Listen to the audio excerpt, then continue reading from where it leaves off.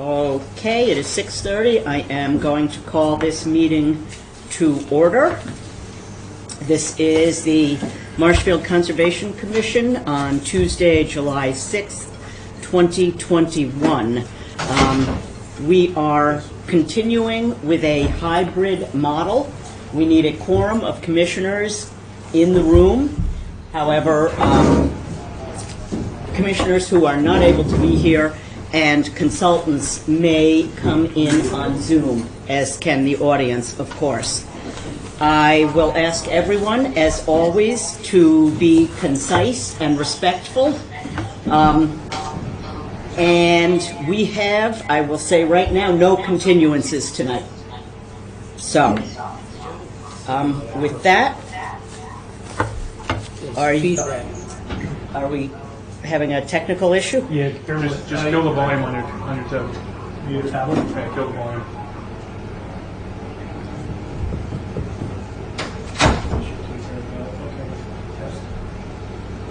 Test? Good. Good, okay. We have no minutes, correct? Yes, They are deferred? I Okay. apologize about that. I would like to table them. I'll get them for the next meeting. Okay. Then we will go straight into the business section. And business item number 1 is the Goggin Conservation Land, request to place a memorial plaque on the pier for the Goggin elders. Madam Chair, did we have a motion to open? Oh, sorry. Calling the meeting to order, could I have a motion to open, please? Second? So moved. Hi, Susan. All in favor? Aye. 6-0. The tabling was I apologize about the minutes, commissioners. I couldn't get to them. I considered it the table. Okay. So, the Goggin Conservation Land, is there someone here to present this? No, this is one of the Goggins daughters called from California, and she tried to reach me a number of times and got through to me on one day, and we had a nice long talk about the Goggin property, which was purchased a while back from the Goggins and provides access to the North River.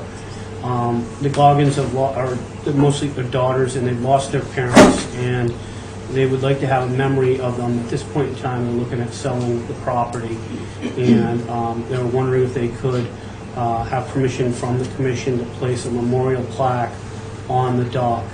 And one of the commissioners had responded to me in a very knowledgeable way, and if was so inclined. I was really touched by the request. Would any commissioners like to speak about this? Yes, I would actually. I was happy to see the daughter's request for a plaque for them, because as I was the chair of the Open Space Committee when the town purchased the Goggin property, and I had the pleasure of getting to know both Ed and Grace pretty well over a period of, I think it was a year. It was some prolonged negotiations. Jay Wennemer and I, the former conservation administrator, spent a lot of time with her in their home getting to know them and them getting to know us as we worked to acquire that land, and they came across as truly genuine and sincere and effective conservationists of their property. They were wonderful stewards of the property that the town bought and then their own property as well. And it was really their true and sincere desire to be able to have the residents of Marshfield be able to access that beautiful spot.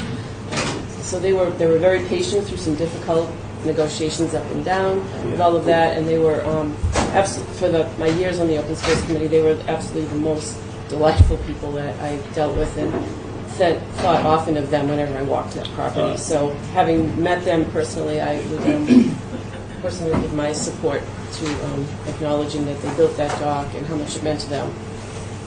My God, thank you very much. I walk down there every time, and I try to meet them because I know some great people who were involved with the property when we first got here. Eric got a chance to meet one of the daughters who lives there. We get to know the dogs too. But apparently they're so cute, they'll just get in your car and go home. They're so friendly. So anyways, it is such a special place, and if you ever get a chance to go down through the John Little property and enjoy the dock system that we have down there, it's just a tremendous asset to the town. Any other comments? I have no issue with it. I think it's a fine idea. I do think they ought to send us an idea of what they want the plaque to look like, so we know what we're agreeing to. So delay this, or what are you saying? Not delay it, just tell them we'd like to see representation of what. I assume they're going to have it made. Yeah, who's gonna Yeah. do that? I may get Susan, Karen involved in that, because I don't want to put a footprint on it, but I understand what you're saying. Yeah, I mean, I would let them be free to design it, but we just want to see what it's going to look like before they put a lot of money and effort into it. Okay. Makes sense. Anyone else? I think it's a great idea. Thank you, Art. Yep, I'm with Art and Susan and everyone. I think that's very nice, but I agree with Bert. We just want to know what it says before it gets posted on town property. Probably the size, what materials Right. are used, so that it's, yeah. Yeah. So I'm going to put Commissioner Karen on the email that I send to the Goggin daughter who lives in just drawing a blank right now, in Aliso Viejo, so that she gets that request and we can interact in a meaningful way. Okay, any other comments on this? So we are good with the request to place the memorial plaque on the Goggin Pier, pending review of what it will say. Business item B2 is the de minimis activity roll.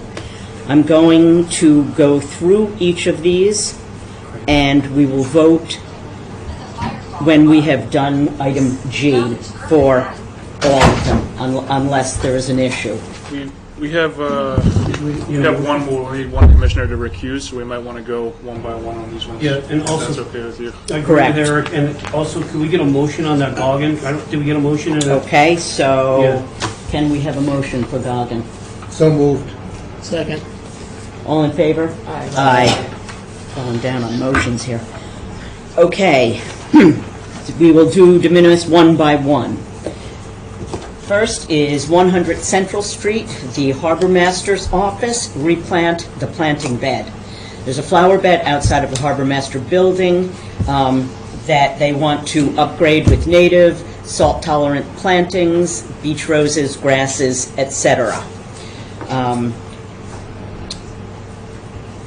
Vote to ratify a de minimis activity. Could I have, well, is there any discussion on this? Anyone have any? Okay. Would someone like to make a motion? I make a motion that we approve the de minimis activity at 100 Central Street. Second? Second? All in favor? Who's our second? Chris. Bert. Or, okay. All in favor? Aye. 64 Ocean Street, shed replacement. This is a shed in an AO flood zone that overlaps slightly with the 100-foot buffer to a coastal beach. The proposed shed is the same size as the existing one, 218 square feet. This activity would be exempt under Mass 310 CMR 10.02 2B and 2E for activities in a buffer zone, but requires conservation review due to its location in an AO flood zone. Any discussion or objections to de minimis? Could I have a motion to ratify as de minimis? So moved. Art. Okay. Second. All in favor? Aye. Aye. Preacher, 29 Preacher's Path, deck replacement with pervious patio. The proposed work includes the replacement of an existing deck with a pervious patio, reconstruction of an existing retaining wall, relocation of an existing staircase, and a new wood balcony. A site plan and cross-section of the pervious material to be used for the patio is attached. None of the proposed work is within the 50-foot wetland setback. Most of it is outside of the 75. This work appears to meet the exemption under 10.02 2B, 2E for conversion of lawn to use as accessory to residential structures located outside of the 50. Does anyone have any comments, or, okay, then I move that we vote to ratify this as de minimis. So moved. Second. Second? All in favor? It's going to go to Rick. Sorry, Joe. That's okay. Somebody has Okay. it. 277 Ocean Street, Drosopolis, parking lot modifications. Addition of new landscape timbers to the parking lot edging located in the back berm of 277 Ocean Street. This would be the entire length of the back berm as it is now. This involves the removal of the old existing timbers and cutting the edging back approximately 9 to 15 inches. The new cut edging space will be finished with the same asphalt to match the current parking lot asphalt. This project should not take more than 1 or 2 days at most. This work has been coordinated between Mr. Drosopolis and Mr. Haddad, as there is a slight property line overlap. I will note that there was a survey obtained here, and both parties were satisfied with the work going forward. Does anyone have any comments?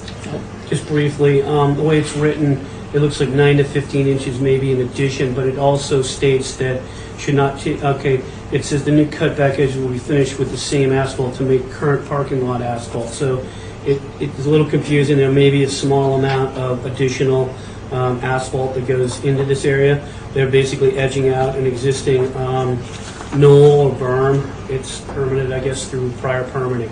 I just want a full disclosure to the commission. All right. Anyone now have any comments or additions?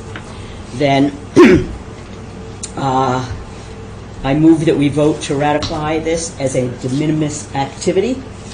So moved. Second, Susan. All in favor? Aye. Unanimous. 43 Union Street, Spatafore, an Eversource gas line. Connection of a gas line on an existing driveway within a 100-foot buffer to a wetland. Any comments? I move we vote to ratify this as a de minimis activity. Second. That is Joe. All in favor? Aye. Brant Rock Beach, DPW cobblestone redistribution. The DPW is requesting permission to allow regrading of the beach sediment consisting of sand and primarily beach cobble within the limit of work shown in the shaded area on attached sheet 3 of 5 of Brant Rock Seawall Reconstruction Phase 2 Plan. The beach sediment piled up against the seawall, forming a ramp-like face, and is increasing overtopping of the seawall in storm-like conditions. There is approximately 200 cubic yards of material that would be redistributed in between the seawall and the mean high water line, which is the approximate area shaded on the attached drawing. Residents along the seawall requested assistance from the DPW. The current orders of conditions of SE 42-2819 are in effect. The original request was from residents to make space within the beach cobbles for beachgoer recreation. The addition of the grading is new. So, does anyone want to comment on this? Rod, are you out there? Sorry. Can you hear me? Yes, we Yep. got Can you hear me? Yeah, Yes. Rod? So, the condition down at Brant Rock has improved, since the, later spring, where we had mounds of this cobble. We've had an exceptional amount of cobble spread, even, south of North Street. Typically, we have sand south of North Street and cobble north of North Street. But this year, we didn't get, the sand didn't come back. We had cobble, we had mounds of cobble up against the seawall. And there was no place for the residents to put their blankets out and whatnot. And they had raised concern and asked if the DPW could get down and move some of that stone around. And our superintendent is considering that at this point. But we're here in front of the commission to get permission. We have an existing order of conditions that was issued for the Brant Rock Seawall Phase 2 project that that's still in effect, and we probably won't, we'll probably be bidding that project later this summer and with a start in the fall for construction. So, one other thing I'd like to add, it would be easier for us to add sand above that high tide line than it would be for us to move the cobble around to find sand for the individuals out there. I'm wondering if the commission would consider that. I did not request that, but the superintendent asked me if I could ask the board. It would be 100 or 200 cubic yards, that type of quantity that we would add above the high tide line. That's basically what our request is. We're trying to help out the residents down here by moving some of that cobble around. It has improved. The ocean has graded it, probably a lot better than we could, but there's still stone up against the seawall, and we might regrade some of that. Interested in what you have to say about that. I thought that there was supposed to be cobble up against the seawall. Isn't that part of the plan to diffuse the wave action? The cobble that's up against the seawall is the smallest cobble, and typically we would put the larger revetment at the toe of the seawall to protect the seawall itself. The cobble does dissipate the waves to some extent, but when you get some of the larger coastal storms, that actually acts as a ramp, and it cascades the waves and additional material over onto the private property. So we would prefer. Rod, we're losing you. To a storm. Yep, it's bad. We lost the last sentence or two, Rod. It faded out. Could you repeat? I'm sorry? We lost the two sentences. Yes, Yeah. So, can you hear me now? Yes. Okay. So typically, when the stone is, the cobble is piled up against the seawall, you have this ramp effect, and the waves will just shoot right over the wall and then head right for the individual homes. Whereas if you have some freeboard, the seawall will be more effective. It happens down south of here, but this is unusual to have that much stone piled up against the seawall, especially south of North Street.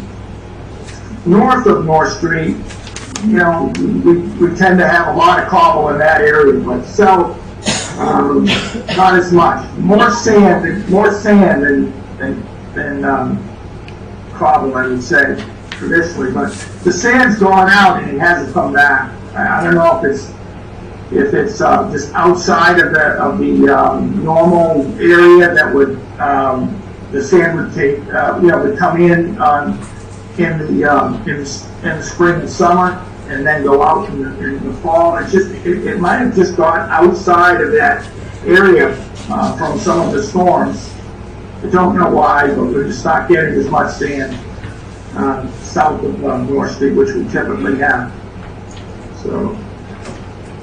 But as far as the cobble goes, they've cascaded over the wall. We've had during some of these major storms up to 5-6 feet behind the first row of houses and into Brant Rockets. It moves.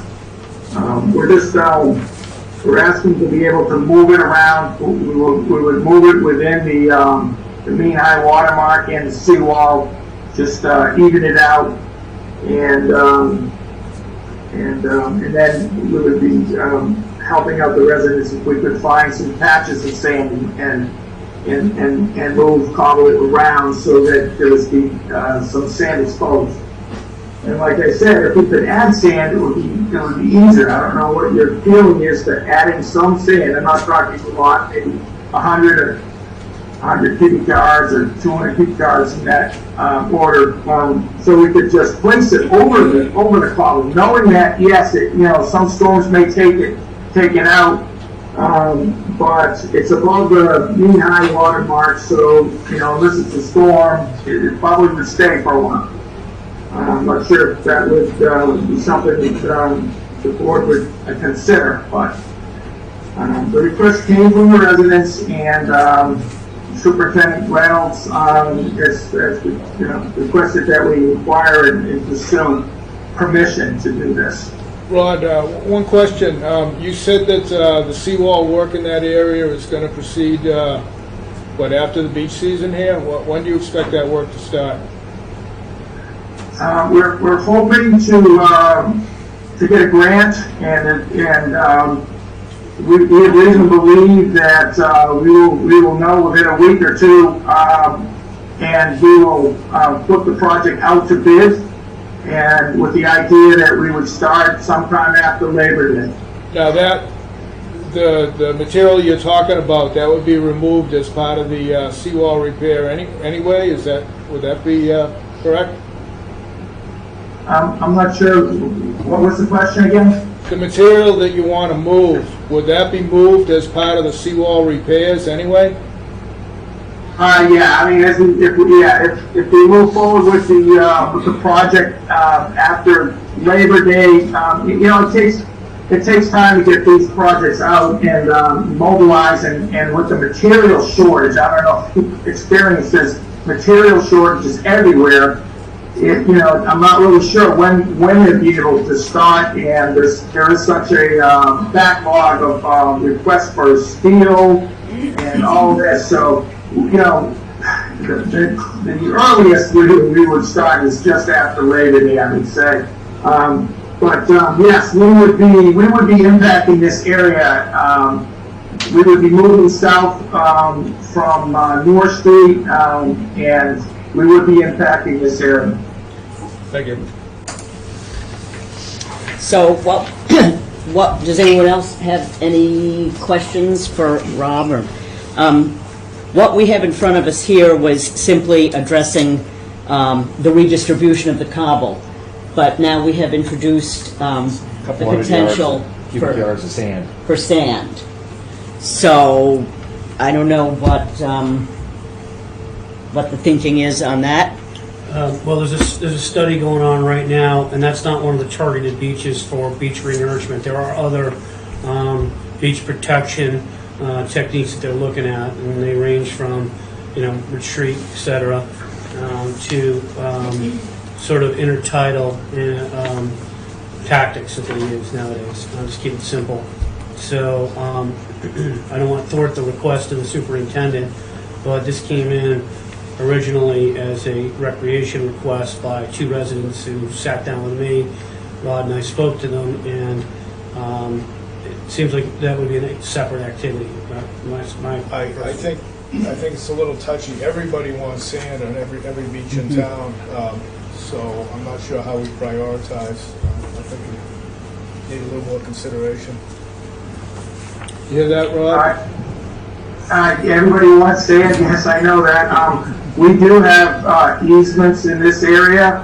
We did go to town meeting to get beach access and the right to put the sand on the beach and to do maintenance out there. So this is a beach that has the easements already, and so that's why. It's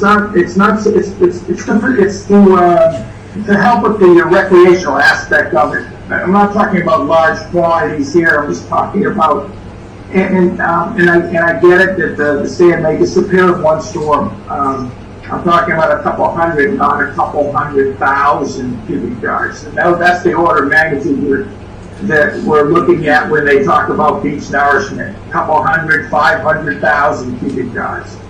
I'm talking about a couple hundred, maybe,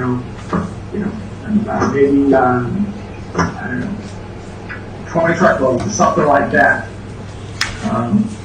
But you say that the situation with the cobble has at least corrected itself a bit? Yeah, yes, it has. It was very uneven out there, difficult to walk, but now it's almost like someone went out there with a grader and graded. So it's improved. It's still up against the seawall, not as bad as it was, because there were mountains of it before, and now it's kind of dissipated and kind of grading itself. So it's not bad right now. And like I said, if I'm going to go out there and try to find patches of sand with an excavator, it may not be, the right time to do it. But if the situation, I would like to get permission. So if the situation got any worse, and similar to what it was in the spring, where we had mountains of it all over the place, I'd still like to have permission, approval of this de minimis activity. Just in case we run into that situation, the storm come through, and the cobble is spread about and difficult to negotiate out there. So it's improved 100%. Since we even started talking about this, and it's been going on for this conversation's going on for about 5 to 6 weeks. Pretty accurate. Could I just add in that there's a lot of other considerations. I think the concept of the de minimis was a minor activity, which would not have some other potential impact. This would potentially have an impact. You have a rocky intertidal area, and the sand, is just going to wash all over it. So there's a reason why, the CZM Woods Hole group, ENF, has not necessarily cited this one. And that's part of it. And there are other agencies that we need to look at that as well. So to give it de minimis, I think they'll be visiting us, and we may not see the de minimis anymore if you don't use it judiciously. So I think that the work that the residents wanted was completely adequate. Their request is a good one. However, when the engineering team with Rod came to me, they said, look at this beach, it's covered. It's like 2 feet deep of cobbles. There's not a lot of room to do this, so they can only do the best they can with what they got. The bigger the seawalls are, the more you lose sand, but you want your house too, so that it's kind of a give and take. Phil, can we even entertain such an adjustment of the request? Is that outside of the It's not range? my suggestion to do so. I would suggest that it would be visited under either a request for amended order conditions on it was SE 42-2859 was Regional 2 for this area, or its own separate NOI. I just can't make a decision for you, but you have to think of a few things. The de minimis can go away a billion different ways, and this could be one of them if you allow that personally. That's my take. So I would be careful about the use of de minimis for anything that is more than minor. May I summarize what I think I heard from you, because I heard a whole bunch of things. I think that you're saying that it's possibly two different subjects, but more importantly, the question I'm interested in is, can we even entertain the request for such a large change in the request at the meeting when we usually tie our agenda down 2 weeks in advance? I would say that the commission has grand discretionary authority, and you could push aside in the motion the add-on request. The request was from the residents to me and the town engineer for recreational space. They're willing to try that. The additional request should have been separate. I did say that early in the game. If the superintendent wants to ask that, I know him well, I respect him, let him do that. But I tell him too, I don't think it's appropriate to be bundled in with this request, which I think for the recreation, personally, I have sat as a commissioner in Hingham and in Norwell, I would be in favor of the recreational portion of it, but not in the addition of anything. So the redistribution, but not the removal or the addition. Those are different activities. I was going to bring the same thing up Joe did. Yeah, I was looking at this as the original request for the beachgoers to make a space to sit on the beach. I think beyond that, we're in a totally different request. So move it as written. Yeah. Well, I think, Well- no, I think what I would, can I step in, is that okay? Yes. I would say, as originally proposed, and the original proposal was from the residents to redistribute only the cobbles so that they would have beach space, and that's what their interest was. That's how it's written. That motion maybe, but what I'm saying is that the overall request blended in the email that was sent to you, the second activity. And I would say that they can't add or remove without a separate permit. I would move that we ratify as de minimis residents along the seawall getting assistance from DPW to amend, redistribute beach cobbles for beachgoer recreation At Brant Rock Beach? at Brant Rock Beach. Second. I'll second that. I got heard. All in favor? Aye. Okay, Rod, nice job, sorry. Thank you. Okay, what's Okay. this Carbone thing? Or, you probably have to take off. This is a recusal. Recusing. All right. Commissioner So you need Loggy somebody- is recusing. So I think that this gets tricky, so I would say that you just can read the motion and it solves itself. Okay. E and Water Street, Lage Carbone, salt marsh restoration. Small salt marsh restoration, including placement of post/rock boundary and native plantings in the next growing season as per the recommendation of a qualified wetland scientist who reviewed the site.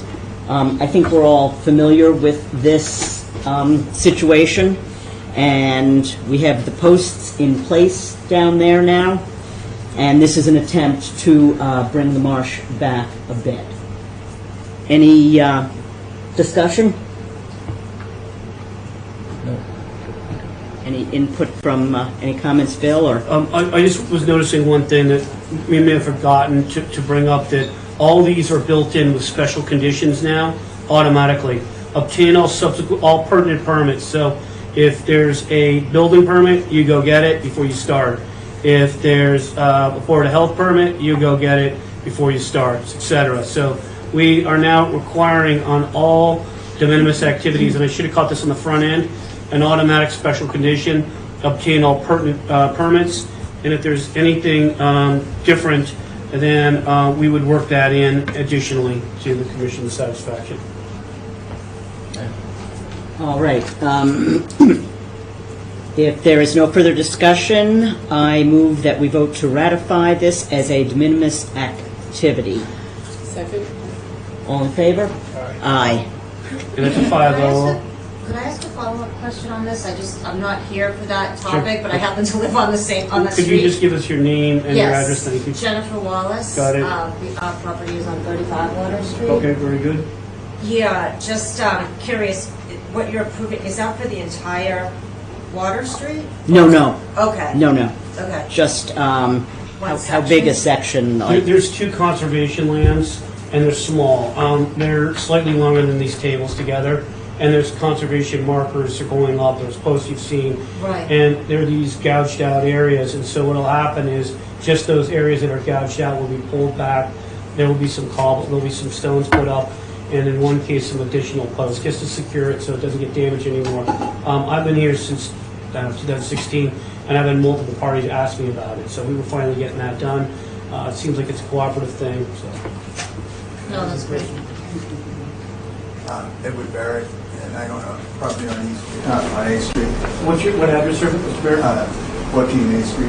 14A, good enough, nice to have you. So the posts, what function are they going to? The two additional posts are going to be a little bit more sturdy, and they're going to say salt marsh restoration. The introduction of black grass, I can't remember what else there. Do you remember, is it Spartina I patens? think we had, Just marker posts, right, Bill? Yeah, but we're, There I'm are trying to explain, plantings in the next what he plan. wants to know is what's going on. We're going to get some special signage that says salt marsh restoration. I believe there's black grass as per the qualified, no, you're not sure? we don't have the list in front of us, but I know that there was at least multiple types of plants that I was Right. planning on There's putting in. typically those Spartina patens over there because it's an area where the proper tidal cycle works out for that plant and supports it. And then in addition, black grass is also grass that does better on the higher end of the tide. So those both would be planted, and they would be protected. There would be some stones to protect people from running them over with vehicles. You know, I don't know what else they do down there, but, you know, just any kind of damage like that. So those are those wooden posts that you... The wooden posts, what they're designed to do is, that was a town-wide project, and they're going to have conservation markers saying, you know, no disturbance down gradient. So that'll protect your salt marsh for long term, which will give you a ton of functional value in the future. And you won't continually have the road widening and taking out the salt marsh. So those were so the drivers and the vehicles would be able to see them. And they're meant as a light duty. We didn't want to do a lot, but people have been asking about them for years, so we finally got it done. Does that satisfy your question? Yes. Okay, we need Arthur back. Okay, I'll fetch it. All right, hang on a second.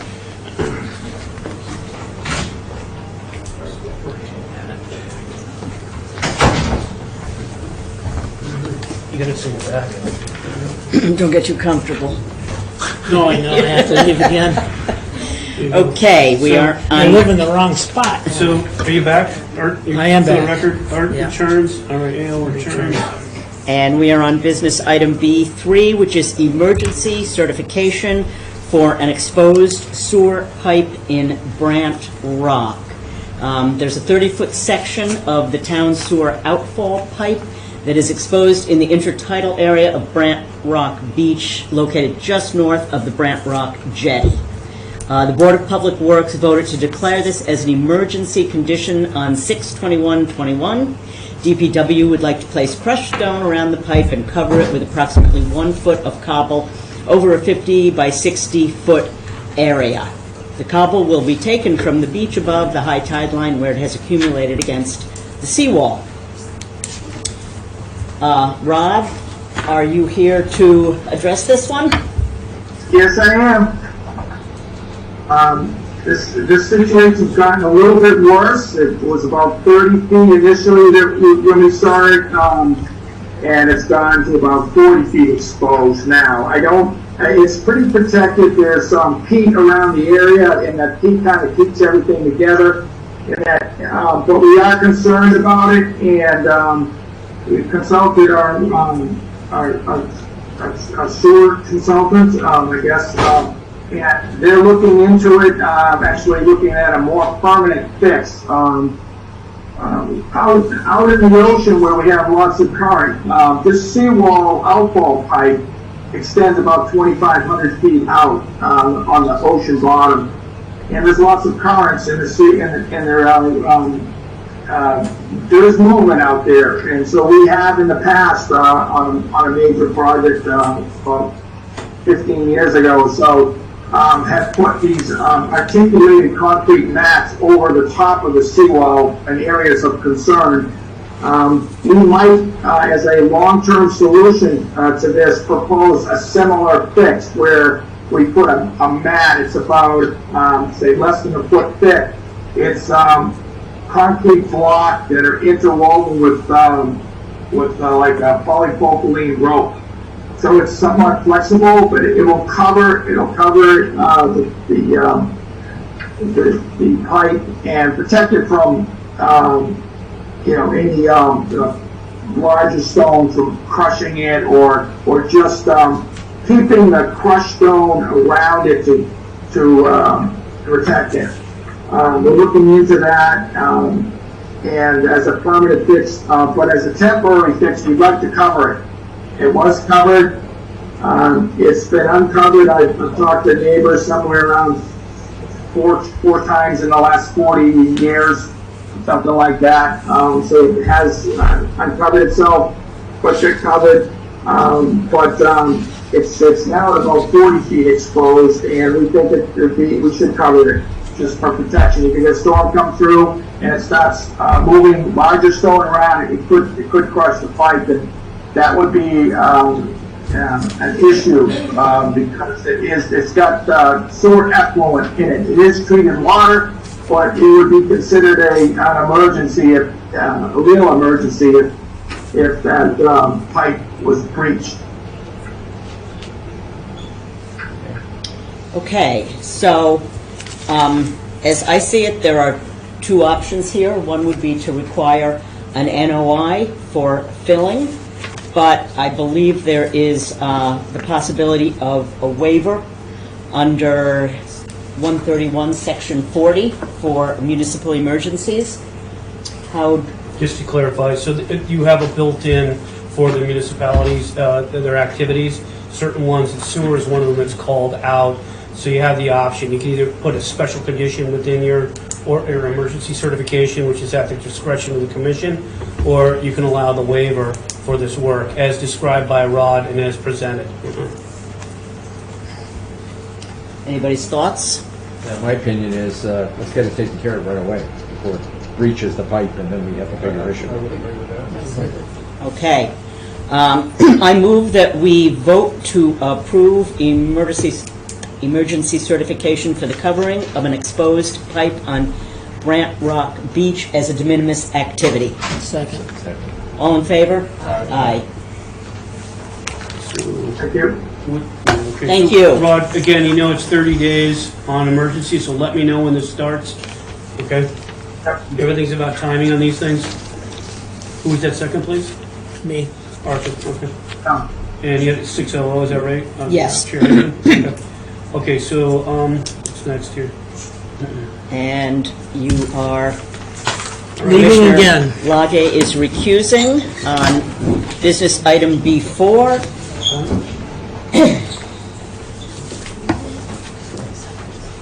Which is 35 Water Street, a gravel driveway top-off. The applicant is requesting to top off an existing gravel drive with an inch of gravel as the underlying has worn away. This would be 6 cubic yards of 3/4 inch round river stone. And I believe the applicant is here. Yes, yes. Yeah, so the driveway has gravel currently. Over the years, it's just worn away in spots. So really not looking to alter the driveway in any way, just to replace what's worn away. And I don't know, I think it's just that 3-inch like gravel stone. It's not even a river, I don't know, river stone specifically. But just that, 3/4 inch gravel. So we're just looking to replace, top it off, freshen it up. Dress it up. Just dress it up. Just could you announce yourselves one more time? I know it's ridiculous. Sure, but- Jennifer Wallace, 35 Water Street. And Kevin Hobbs, 35 Water Kevin Street. Hobbs, gotcha. How big an area is it, folks? We submitted some pictures when I submitted the request, and I have some right here on the phone, if that's helpful. Maybe to the chair here. So blind. Bring to who? The chair. Hi. So, this is it here. This is all gravel now, and just this area, we're looking just to top off with Just another layer. right in there? Mhm. So not even the whole area that's gravel now, correct? Or Well, that all area? this is gravel now, and just looking to, to- Okay. Do you mind if we just pass No, this not at down all, so that not at everyone all. can see? Pretty much everything in front of your house. Yeah. Yeah, I yeah, remember I was down there Yeah. and did the dog fence. yes. Just the barking area. I'm good. That's good. 38 feet by 32 feet. Okay. You good? Yeah, I'm good. Okay. Thank you. So, any discussion here? It could be an NOI, an RDA, or a de minimis. Any, So the resource areas should factor into your thinking. You're in Barrier Beach Coastal Dune. You also have land subject to coastal storm flowage, so you have 3 resource areas there. And a portion of it, I believe, would be in the buffer zone to the salt marsh, which is across the street, which we're trying to protect. So that's also considered a resource area. Town council advised me of that after the regs, or the bylaw was changed, chapter 294 in 2018. And to me, it seems like it's just maintenance of something that's already there, already disturbed, and in a confined area. So I would recommend de minimis on that. So another factor you might want to think about is we recently heard from DEP DEP. on 56 Code Street, which seemed like very straightforward, even more, less than this, on an RDA, and they wanted an NOI. Because we were in Perry Beach Coastal doing the plantings and changing out the existing footpaths, which I thought that was an RDA all day long. And it could be flexible because the commission has discretionary authority, but they had weighed in that it's an NOI. And fill in the flood zone, the floodplain, is something that's being looked at by FEMA as well. So I don't want to be hard. What's the rule on maintenance of existing driveways, Bill? Is that only within buffer zones, or is that in general? There's an exemption for the driveways, but it's in the buffer zone only. So you can't call that out because you got Berry Beach Coastal down here, overlapping the buffer zone of the salt marsh. If there could be a clever aspect to that, then I would say do that, but I wouldn't. What I would say is this, and it's come up before, I think the NOI becomes difficult because we require an engineered drawing under our checklist, but we're exploring that this week. And Eric and I would like to present several items, and if I might just digress, we also have vegetative management on the very same street.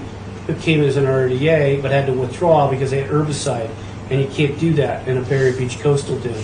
So Eric and I put our heads together, primarily him, because he's new, he's thinking clean and like this, and he said, why don't we, maybe we don't need to have an engineered drawing. And at first I wasn't going to go there, and then these two things kind of came up.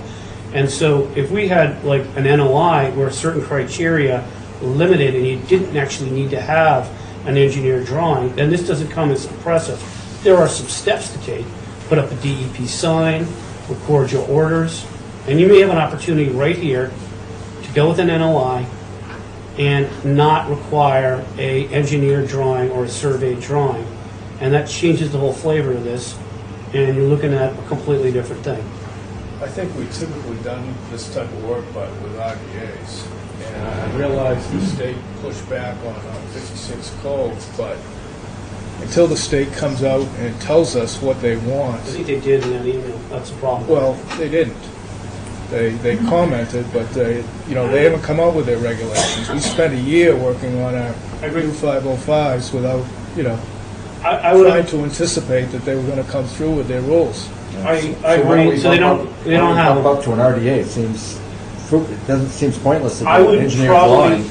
treat it. gravel. I would treat it like you would an RDA. They can use a aerial, for example, and do an NOI.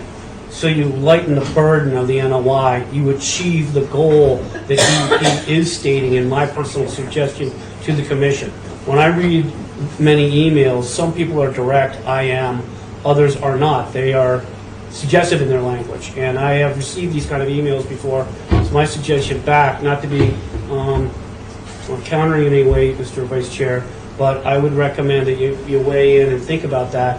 This is a grand opportunity to lessen certain notice of intents, because we just got the message from Mass DEP. I don't want these poor people to have to do this for a driveway, but it's a fill also, so it has to be contemplated. So to lessen the burden of the NOI in the resource area, achieve what DEP is trying to do, might be an opportunity. I'll leave it alone.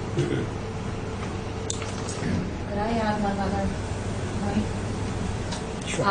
Back in 2000, I guess it was 17 Bill, when my car was totaled as a result of flooding in the driveway, under an emergency condition, I had requested to raise the driveway, and my counsel from Bill was that I couldn't do that without a permit process. I had been through everything recently. I didn't want to go through that again, but what Bill did suggest in the email was that it would be fine for me to add 7 inches of gravel to the driveway, which of course wouldn't help me because of my tires would just spin in 7 inches of gravel, but I didn't do anything or pursue anything at the time.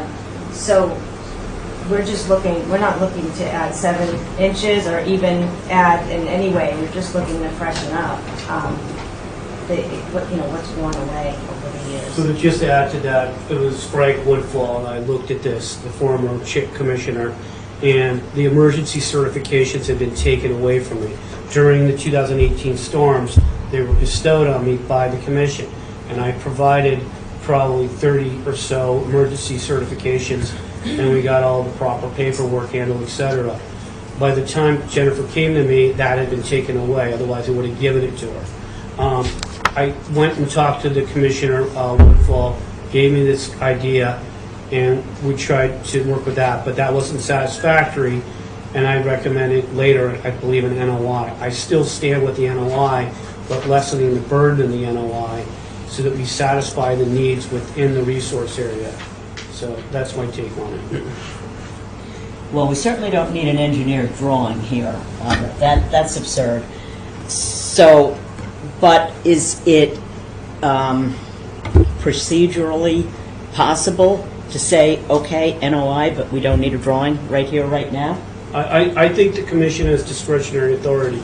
Town council is in this meeting right now. I'm going to just see if I can ping him a little bit.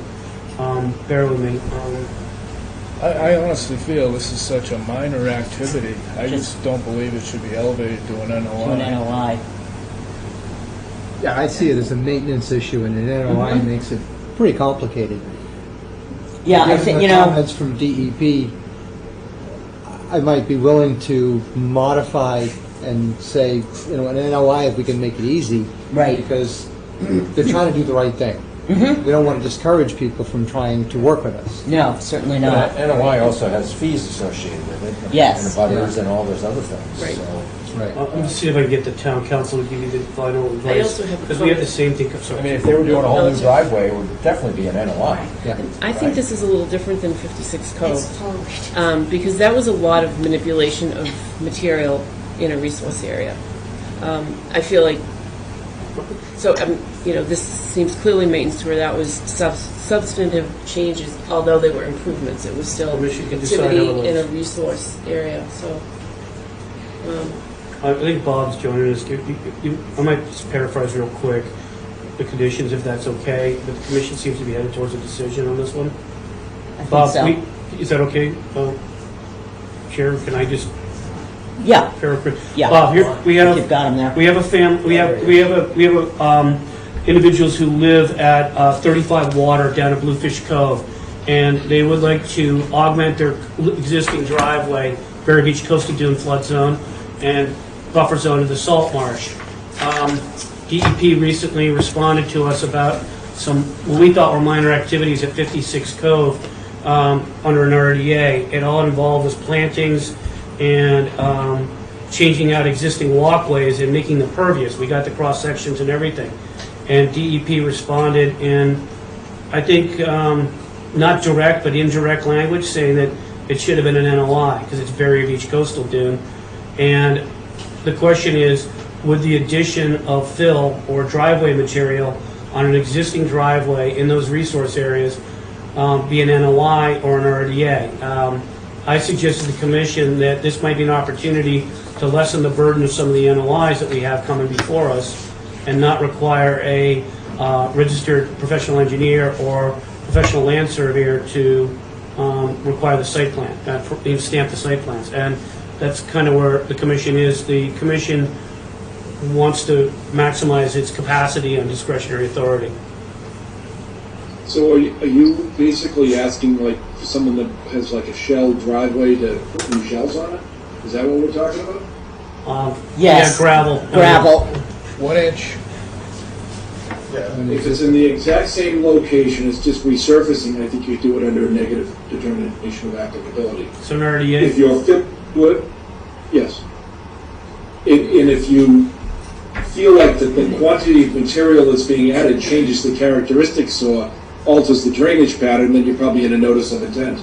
But if it's simply just putting down material in the existing location where you have some to like repair something, I think you could determine that was negative RDA.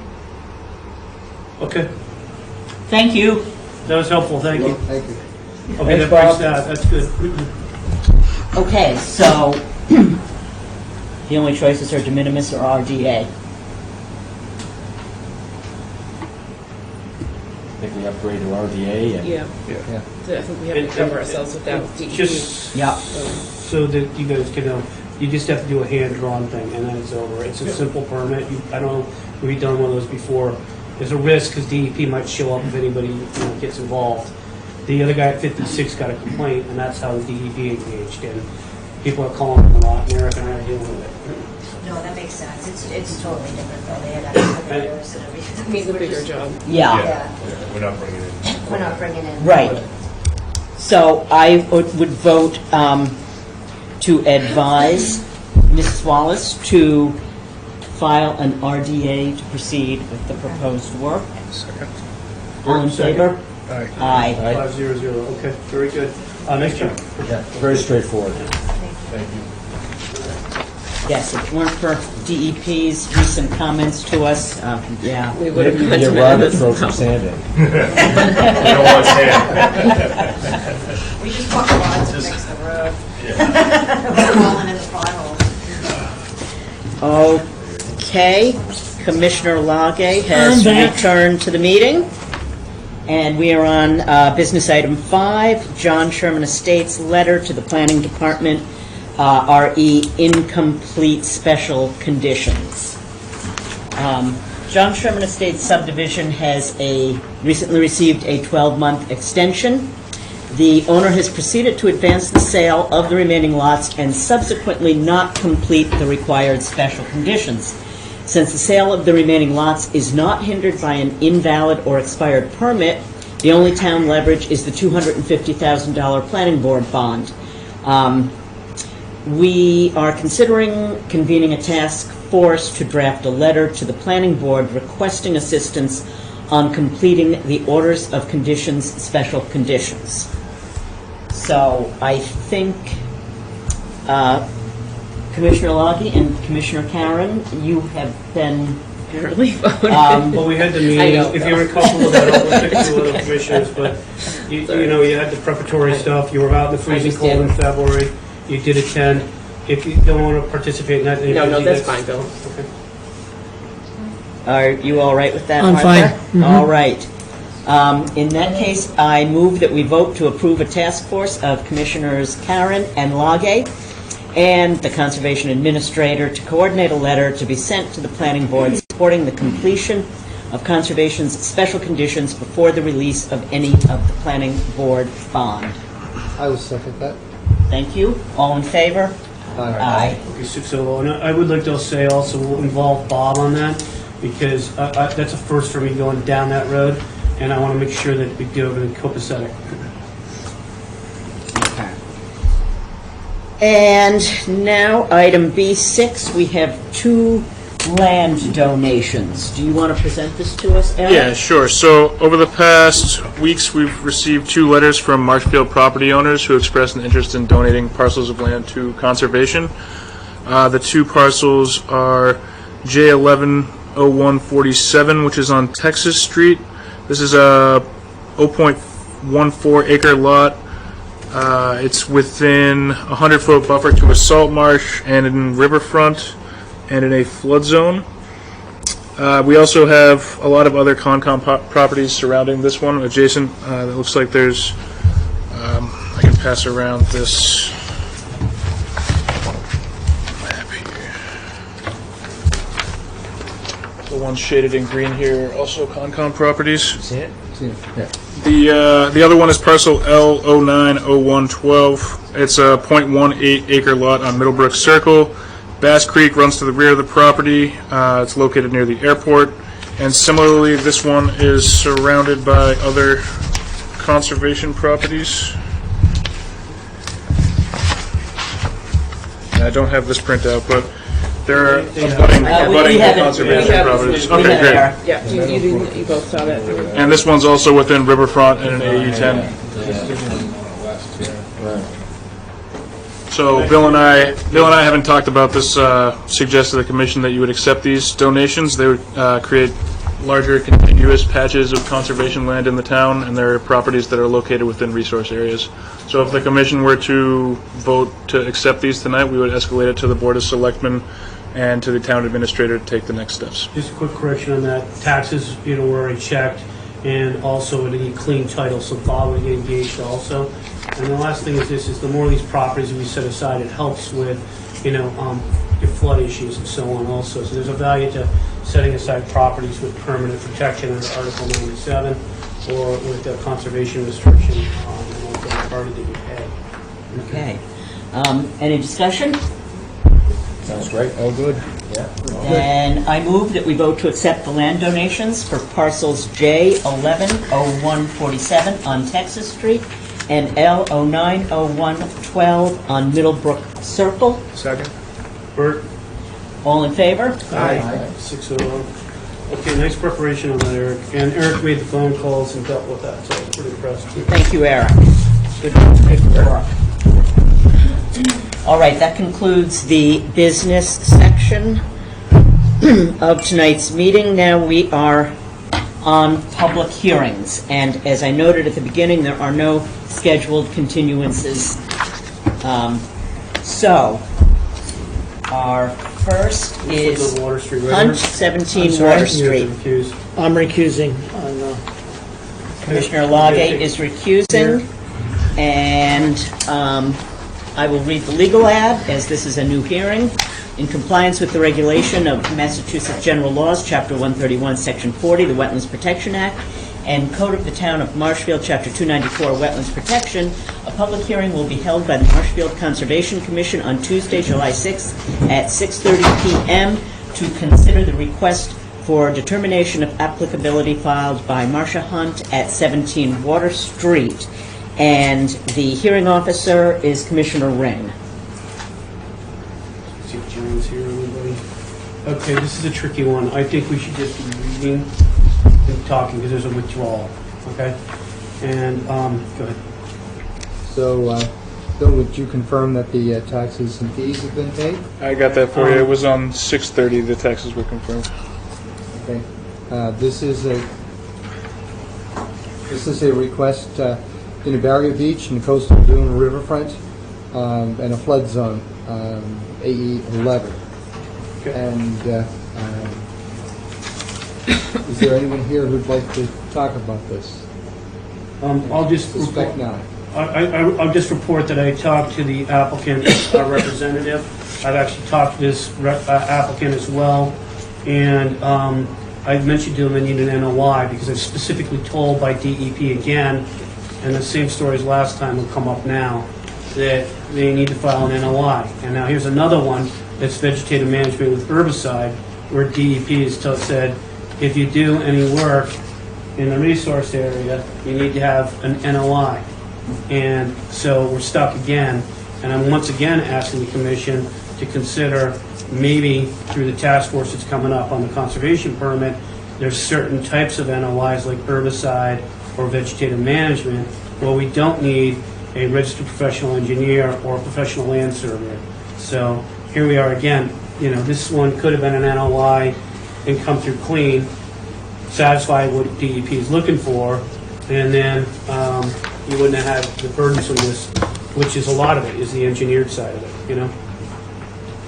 So we prepared a withdrawal letter, we received the email, and we're required to go and notify town council, the chair, and DEP, and we'll do that. Is there any commission discussion on this? I don't see any. Any member of the public discussion? The outside video. Hearing none, seeing none. I would like to make a motion that we vote to approve the issuance of a withdrawal letter for RDA 21-19 per the written request of the applicant's representatives. Do you have a second? Second. Thank you, Rick. All those in favor? Aye. Aye. I believe that makes it 5-0-0. Correct. Okay, that's your Artigan. Missing half the time. It's a lot of running around tonight. Art's getting his exercise as his bill. Yeah. It's a busy neighborhood, as we know. Yeah, yeah. You may have to move. Over to Riverside Circle.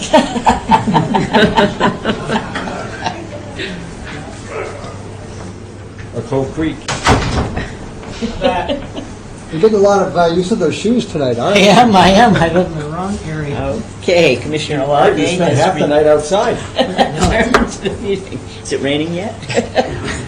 Okay, we are now on 764 Careswell Street, and this is also a new RDA. In compliance with the regulations of Massachusetts General Laws, Chapter 131, Section 40, the Wetlands Protection Act, and Code of the Town of Marshfield, Chapter 294, Wetlands Protection, a public hearing will be held by the Marshfield Conservation Commission on Tuesday, July 6, 2021, at 6:30 p.m. to consider the request for determination of applicability filed by Marlon and Heather Blanco, 764 Careswell Street, and the hearing officer is Commissioner Ring. Thank you. Eric, I presume that you are going to be able to confirm taxes and fees Yes. have been paid. That was confirmed on 6:30. Thank you. Would you care to give us a summary of this project? Sure. I think the applicant might have a representative here also. Okay. Is there someone in the audience who would like to? Yep. All right, so I'm Jason Zimmer, 51 Bradley Street. 51 Bradley? Okay, thank you. Here representing the Blancos. I've been professional wildlife wetland ecologist over 20 years doing this type of work. So I went out to the site. They are proposing to put in a 24-foot diameter above-ground pool in their existing manicured fenced backyard, as close as reasonably possible to their existing house and deck, which puts it the maximum distance away from the wetland resource areas that are primarily located off their property. It does, if you look at the plan I prepared in the package, it does come onto a corner of their property and barely touch it in another section, but the majority of the wetland's off-site. Delineated the wetland according to the act and the bylaw. There is also a potential vernal pool within the boundary of the wetland further from the proposed pool in their backyard that I geolocated in the field with the GPS unit that I was using to collect my flag locations. As you can see, the pool, it's a very minor project. It's within their fenced backyard, manicured lawn where they used to have a swing set. And if you're familiar with a pool, above ground pool installation, they basically, a hand crew comes in, clears the footprint of the pool of grass, makes sure it's level, puts down some sand, and then they hand construct the pool in that location. So the pool itself is about 83 feet from the bordering vegetated wetland boundary, over 100 feet from the potential vernal pool boundary. It's a very flat backyard. There's virtually no disturbance anyways, and no real risk of any erosion or sedimentation, even if it rained when they had the 24-foot area cleared. I did say that they put in a filter stock at just outside the limit of work, just as an added precaution. But again, it's 83 feet from the wetland boundary within a fenced manicured backyard. There'll be no impacts to the functions and values of the wetland, no impacts to the buffer zone that's naturally vegetated. There is a small strip of upland buffer zone before you get into the wetland as well that abuts their property. What's this little dark thing there? Let me see. Is that a hot tub? I think that's a trampoline that was there at the time. Is that right? It's a trampoline. Okay. Just checking, dear. That Just was checking. pretty empty backyard. Was it? Yeah. Okay. Yeah. Yeah, so if you haven't, no, that's it. If you have any questions, I'd be happy to address them. Commission questions? No, very straightforward. Comments from Eric? Yeah, I'm just briefly, I guess Bill and I first checked this out back in early June as part of due diligence on a building permit sign-off. Bill noted the potential vernal pool in the back, and that was the main reason we suggested filing the IRDA to get the wetlands delineated and to identify the setbacks. Since it's out of that 100-foot setback from a potential vernal pool, which is actually considered a resource area called a vernal pool habitat, and not just a buffer zone, since it's outside of that and it's outside of the 50 from the BVW, it's pretty clearly qualifying for the exemption 10.022B2E for conversion of lawn to use as accessory to residential structures. They also requested that the boundaries of the resource areas as delineated be confirmed.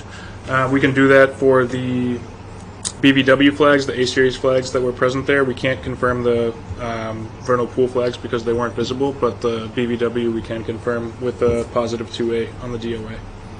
So what Eric will do is he'll manage the determination of applicability so that we give the greater more extreme bordering vegetated wetland, but actually the more important resource area is the vernal pool habitat. And there's other properties adjacent, and one of them has got, it's all treed. So those people should know about this at some point in time, that whole vernal pool, if they come to cut those trees. So these things always have got an interconnected activity, and that's why we need it all. But I think this is acceptable to get this job done, and then we can sign off on the building permit and get them their pool. So Does the commission have any other issues? Like, do you want the typical conservation markers, or is there any green waste, or anything like that you're concerned Yeah, with? one thing I would just note was that out just near wetland flag 6, which I think is actually off their property, just on the side, there was a bit of green waste dumping out there, pretty adjacent to the wetland. But aside from that, there weren't any major instances of green waste dumping on their property. You try to make the commission aware so the commission can decide. I'd like to at least throw up for consideration conservation markers along the vegetative line on the far end of the yard to protect. Yeah, so you're saying that the area that's probably beyond the fence, that's got some plants, maybe one or two posts with conservation markers that we would give them. Okay. You say like two posts and markers behind I them? think 2 would be adequate because it's not a large area. They're free. Yeah, but the posts aren't, the effort isn't, but. They're pretty reasonable and beautiful. We get used to them. Everyone wants them, yeah. 2 conservation markers, okay, we'll do that. Any opinions on the green waste? No. Hearing none, I would like to make a motion.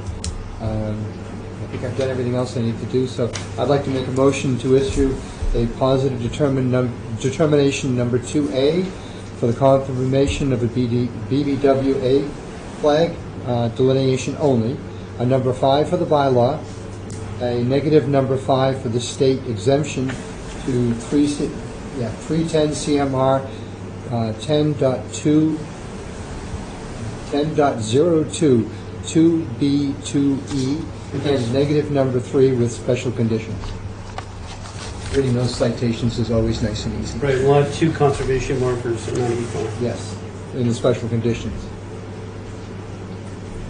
Second. Is there a second? Second. Thank you, Susan. All those in favor? Aye. Aye. Aye. I don't see anyone left to vote, so we're going to call that a 6-0-0. Okay, very good. And that was Joe, and who was the second again? Susan. Susan, and 600. Thanks very much for your patience. Thank you. Thank you for Thank you. Thank you. Okay. We are on to 325 Standish Street. I will read the legal notice.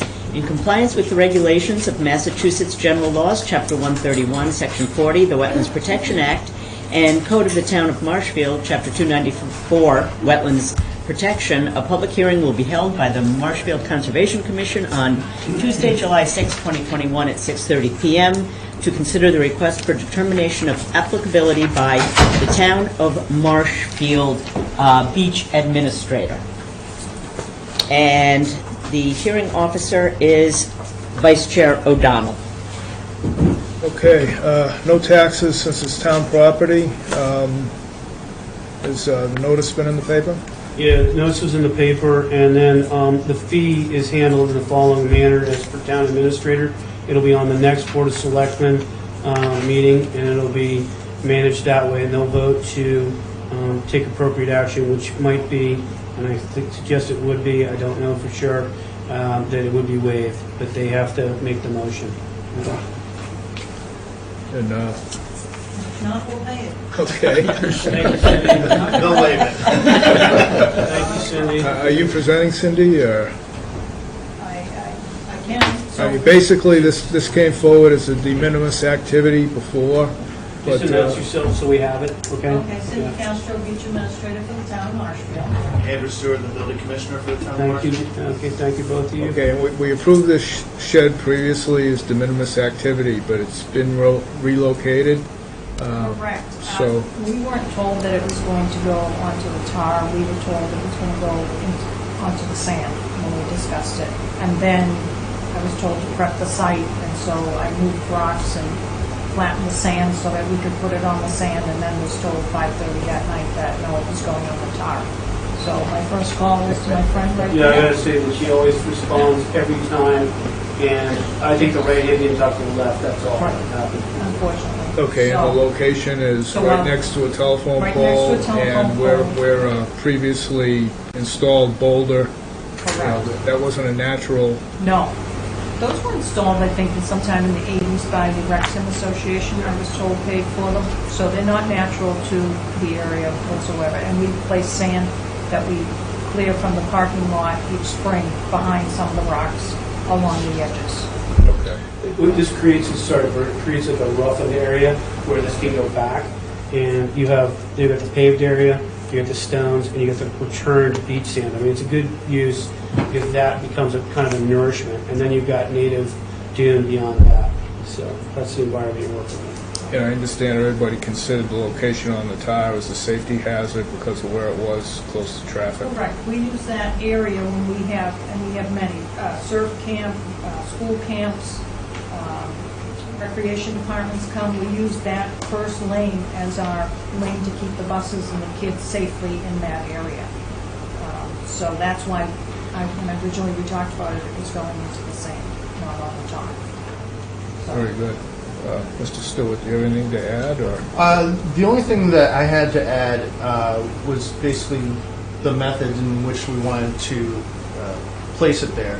I think there was a recommendation of concrete blocks, but I wanted to approach the board and kind of go over the things that are required by building code and by flood codes for accessory structures, because I don't know if we have the same kind of information between the building department and the conservation department. So we do need some sort of an anchoring system for any accessory structure. This is to prevent uplift from wind and also to prevent, basically the structure floating away, especially when we're in a flood hazard area like this. So what I'm recommending is using diamond piers for the footings for diamond piers. As the hold down method to stop any lateral movement during a flood event or any uplift during high wind event. So that would be my recommendation for the footing aspect of it. And then also we plan on installing 2 smart vents, which are flood openings, engineered flood openings to allow for the free flowage of water in the structure, which is something that we require for any flood in a flood zone. So any accessory structure. So I know there was 64 Ocean Street, which was approved by Concom, and so it had actual foundation, but no flood openings in it. So that's something I'm working with them on the building side of things. So I just want to make sure that we get that aspect kind of added into all the shed permitting, de minimis activities that Concom deals with sheds, is to make sure that they know they have to still get a building permit. There's zoning setbacks that have to occur with accessory structures, and that there are also, it's a flood hazard and it's considered an obstruction in a flood zone. Well, Bill touched on earlier, Yeah. any permit from us is subject to getting permits from the other. That's a direct departments. result of some of the communication Andrew and I have had, so that's good. As far as the cinder blocks goes, that was what was brought to us. So I agree with you. Jim Folker and I also like the diamond piers.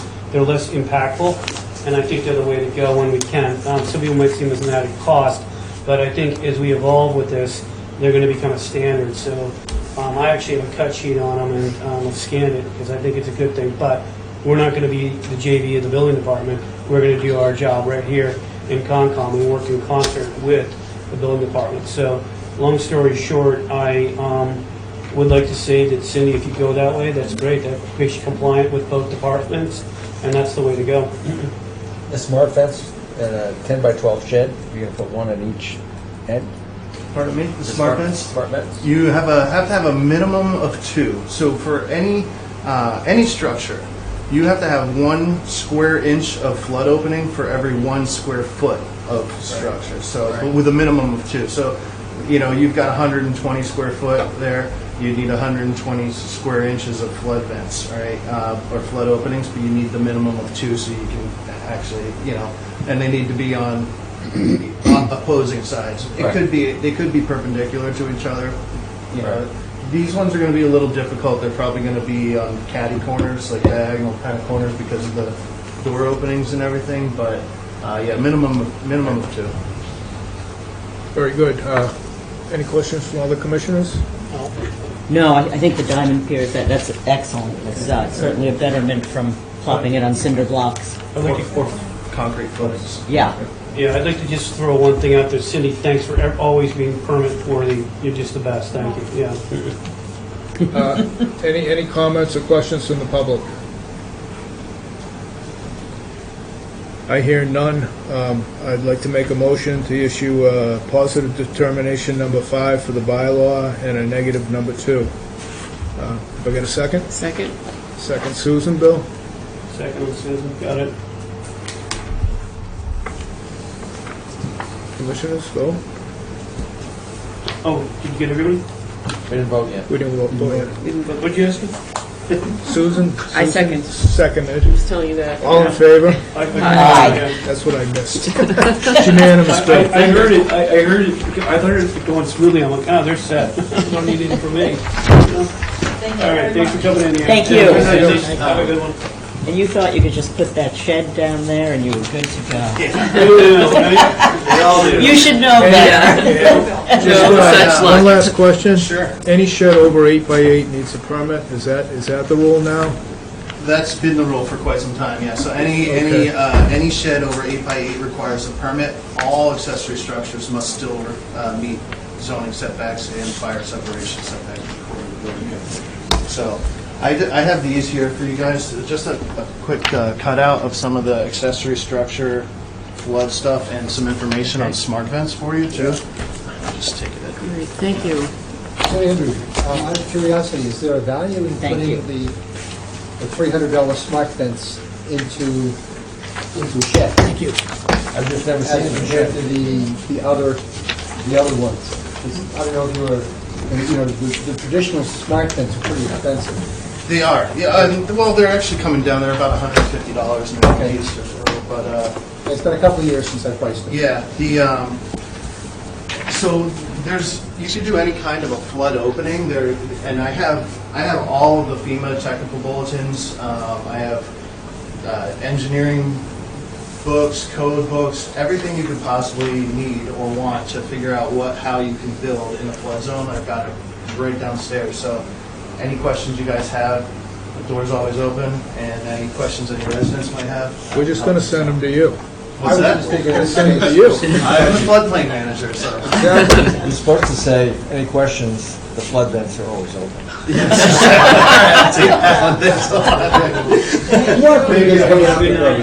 Good night. I just like making Terry smile over there in the back row. Okay, we are on to 15 Monitor Road. I will read the legal notice. In compliance with the regulations of Massachusetts General Laws, Chapter 131, Section 40, the Wetlands Protection Act, and Code of the Town of Marshfield, Chapter 294, Wetlands Protection, a public hearing will be held by the Marshfield Conservation Commission on Tuesday, July 6th, 2021 at 6:30 p.m. in Hearing Room 3, second floor, Town Hall, to consider the notice of intent filed by William Smith, 115 Monitor Road, Marshfield. And the hearing officer is Commissioner Karen. Eric, do you know if we got the DEP number on this? Yeah, we got the DEP number today, actually. Okay. Okay, we're all set then. And how about butters, fees, taxes, all set on Yeah, all all of that? confirmed on June 30th. Okay, great. And Terry, you're For the on. record, Karen Feldman from St. Beckman's, representing Mr. Smith, 15 Monitor Road. And what Mr. Smith would like to do is to put an 8-foot wide enclosed farmer's porch across the front of his gate-style house. He's at the Country Way in Monitor Road, not at the seawall. And so he's up at the what I would call the near end. That is going to fall within the 75-foot setback. However, the wetland line shown across the back of the house is on the opposite side of the house. It's going to be an enclosed three-season porch. We'll put a coverage table down in the bottom left corner. And where he is not, that part of Monitor Road is not on Barrier Beach coastal dune. So at the other end, he anticipated using just standard sonotubes for the footings on that. That's about it. We've been through ZBA. They've already approved the special permit because it's extending an existing non-conforming structure. But it's all an existing lawn area. There's a small entry there now. There'll just simply be a stoop coming off that to the side. We did enclose architecturals with the submittal package, just showing basically the layout of it and the fact that it would be an enclosed three-season porch. Eric, do you have any comments or you would like to add anything? Yeah, I think it's pretty straightforward. I went there June 25th to review the wetland flagging. Basically, the wetland runs directly behind the fence in the backyard. Looking at the original permit for this house from 1987, the wetland line was originally kind of cutting across the backyard, maybe around here-ish. But just from looking at historical aerials, it looks like that kind of got encroached upon by lawn and fence years ago, so it's probably not anything from the current homeowner. But just something to note about the history of the property. Other than that, I think it's pretty straightforward. It's outside of the 50, so if it wasn't in the flood zone, it would be an exempt activity under the same exemption we mentioned earlier tonight. But since it's in a flood zone, it just needs to comply with the performance standards of land subject to coastal storm flowage, which I think you could say that this does. My one suggestion, maybe just due to the historical encroachment on the wetland and some minor green waste dumping in the back on the wetland, maybe consider putting up some conservation markers along that back fence. It's already there. I think it might just serve as a good reminder that the area behind there, which is also Concom-owned land, that it shouldn't be disturbed and that, yeah, the wetland's back there. Do you have any commissioner questions or comments? I agree with everything you say. If it's outside the 50, it meets the performance standards, so I'm not concerned about this project. Is there anyone from the audience or on Zoom that has comments on this project? Seeing none, I would like to make a motion then that we approve this project with conditions. Would you like to read the special conditions, or? We can go through them if you want. Actually, most of them are standard. They're the standard. We would just include, would you say 4 conservation markers, 3? Yes, that's all I would. 4, okay. So you need a plan then, I believe? Yeah, we can. By Friday, 12 noon, deadline? Is that okay, Terry? We'll just mark up them. Sorry, I didn't catch it up front. And then I guess just the elevation cert on the back end. Correct. Other than that, everything would be standard. Yeah. I have a second? Second. All in favor? Aye. Okay, who's that second, Joe or Arthur? I think it was Arthur. Okay, got it. Thank you, Terry. Thank you. Thank you, Terry. You eject this thing or can I just? There you go. Good night. Good night, Terry. Okay, the next is a continued hearing, so there is no need to read the legal ad. It is 62 Marginal Street, and the hearing officer is Commissioner Carberry. Okay. Thank you, Greg. All right, continued hearing. This is an NOA for a pier, gangway, and a float in Green Harbor. It is a 635-foot pier, a 47-foot gangway, and an 8 by 20-foot float that's been proposed, going over the marsh and the tidal flats, heading for Green Harbor. We had an original site visit back on May 4th between all the interested parties, the homeowners, the Grady people. I don't know if Adam was there or not. It was a rainy day. You're probably lucky you stayed home. It was pouring and miserable out. The harbor master was there and so forth. So I assume, Paul, you're going to present the updated plan, which you just submitted? Yep. Okay, go ahead. Paul Seaberg from Green Consulting, here with the services Lawson, the applicants, as well as their attorney, Adam. Currently, the site consists of existing single-family homes shown here. There's a salt marsh resource area and Kettle Flats shown here. What the applicant would like to do is construct a 635-foot long pier with a 47-foot long ramp and an 8 by 40-foot float. We determined at the site walk with the commission that there's adequate water depths for the float. We are also proposing to relocate an existing mooring to the south, where we feel that there's adequate water depths to do so. In addition, we received comments from the Division of Marine Fisheries suggesting that we try to decrease the number of piles. So what we did is we increased the space between piles, and we were able to reduce the piles by 16 total.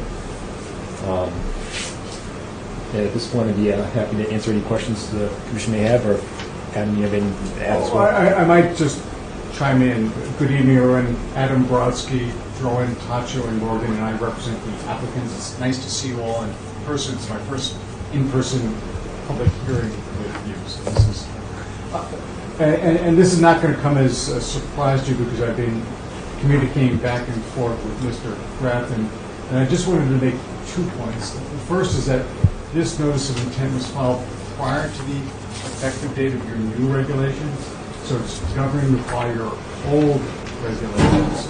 And therefore, the issue of navigation and the harbor master's input, which is in your new regulations, doesn't apply to this project.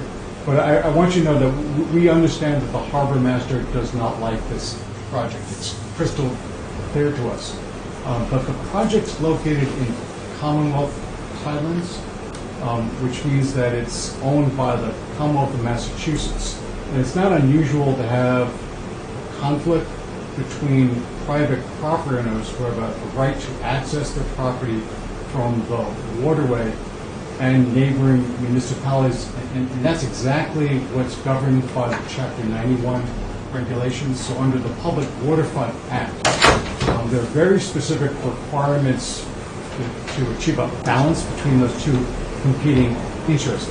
And so we're not ignoring the harbor master, but respectfully suggesting that that conflict actually needs to be addressed and resolved with DEP waterways under the Chapter 91 program. We're simply looking for an order of conditions for this project under the Wetlands Protection Act and your local bylaw. And the project actually meets all of your wetland performance standards. And we know that we're going to need to resolve this conflict with the harbor master. We actually believe that there is sufficient water to relocate the mooring that's presently right in front of the pier. And we're a little out of order here. Your comments, these comments should be occurring under the request for public comments, and not as a lead introduction for the hearing. Oh, well, I'm not a member of the public. I'm here as the advocate on behalf of the applicant. So this is part of the applicant. I'm happy to end my comments. But the process is the administrator will speak first with his comments. Okay. Then the commissioners. I'm will happy to discuss. defer. Yeah. So I'm happy to go either way as well. We also have town council here. We've had multiple hearings on this project, and we've had multiple site visits as well. Well, we had one site visit and a meeting with Mr. Lawson, the harbor master, and I, and we thought we had a good resolution, and the project does not quite meet the current performance standards for the riverfront. We have been told that under either case, prior or the revised regs in March 18th, that the certain wetland values under the bylaw and certain wetland interests under the state would apply, and good grounds were involved to make the final decision. So either way we look at this, and 6 of one side, 6 of the other, either the prior regs or the current regs, the wetland values and the state interests, wetland values under the town or the state interests under the would apply. And I think we did have final revised documentation that met the 12 noon June 29th deadline for this hearing, so we have what we requested. They responded to the DMF, they made the changes. They then moved the location or suggested an alternative location for the commercial vessel. That is not something that the harbor master can support. It's on our plan, and therefore it's before the commission. So that information is present to be evaluated by the commission. Therefore, it's a matter of the commission's discretion and full analysis of feedback, not just from me, not just from Paul Seberg and the site visits, but also from town council and also Attorney Brodsky, who's well respected. Okay, all right. So I guess as the hearing officer, and for the benefit of everybody here in the room and on the Zoom call and the rest of my fellow commissioners, I'll just kind of summarize from my perspective, where I think we are right now. So first of all, the new plan is not really all that different from the original plan. And, from the standpoint of what the harbor masters communicated to us, his belief is that the desired location for the float still does impinge on the commercial mooring space for the harbor master.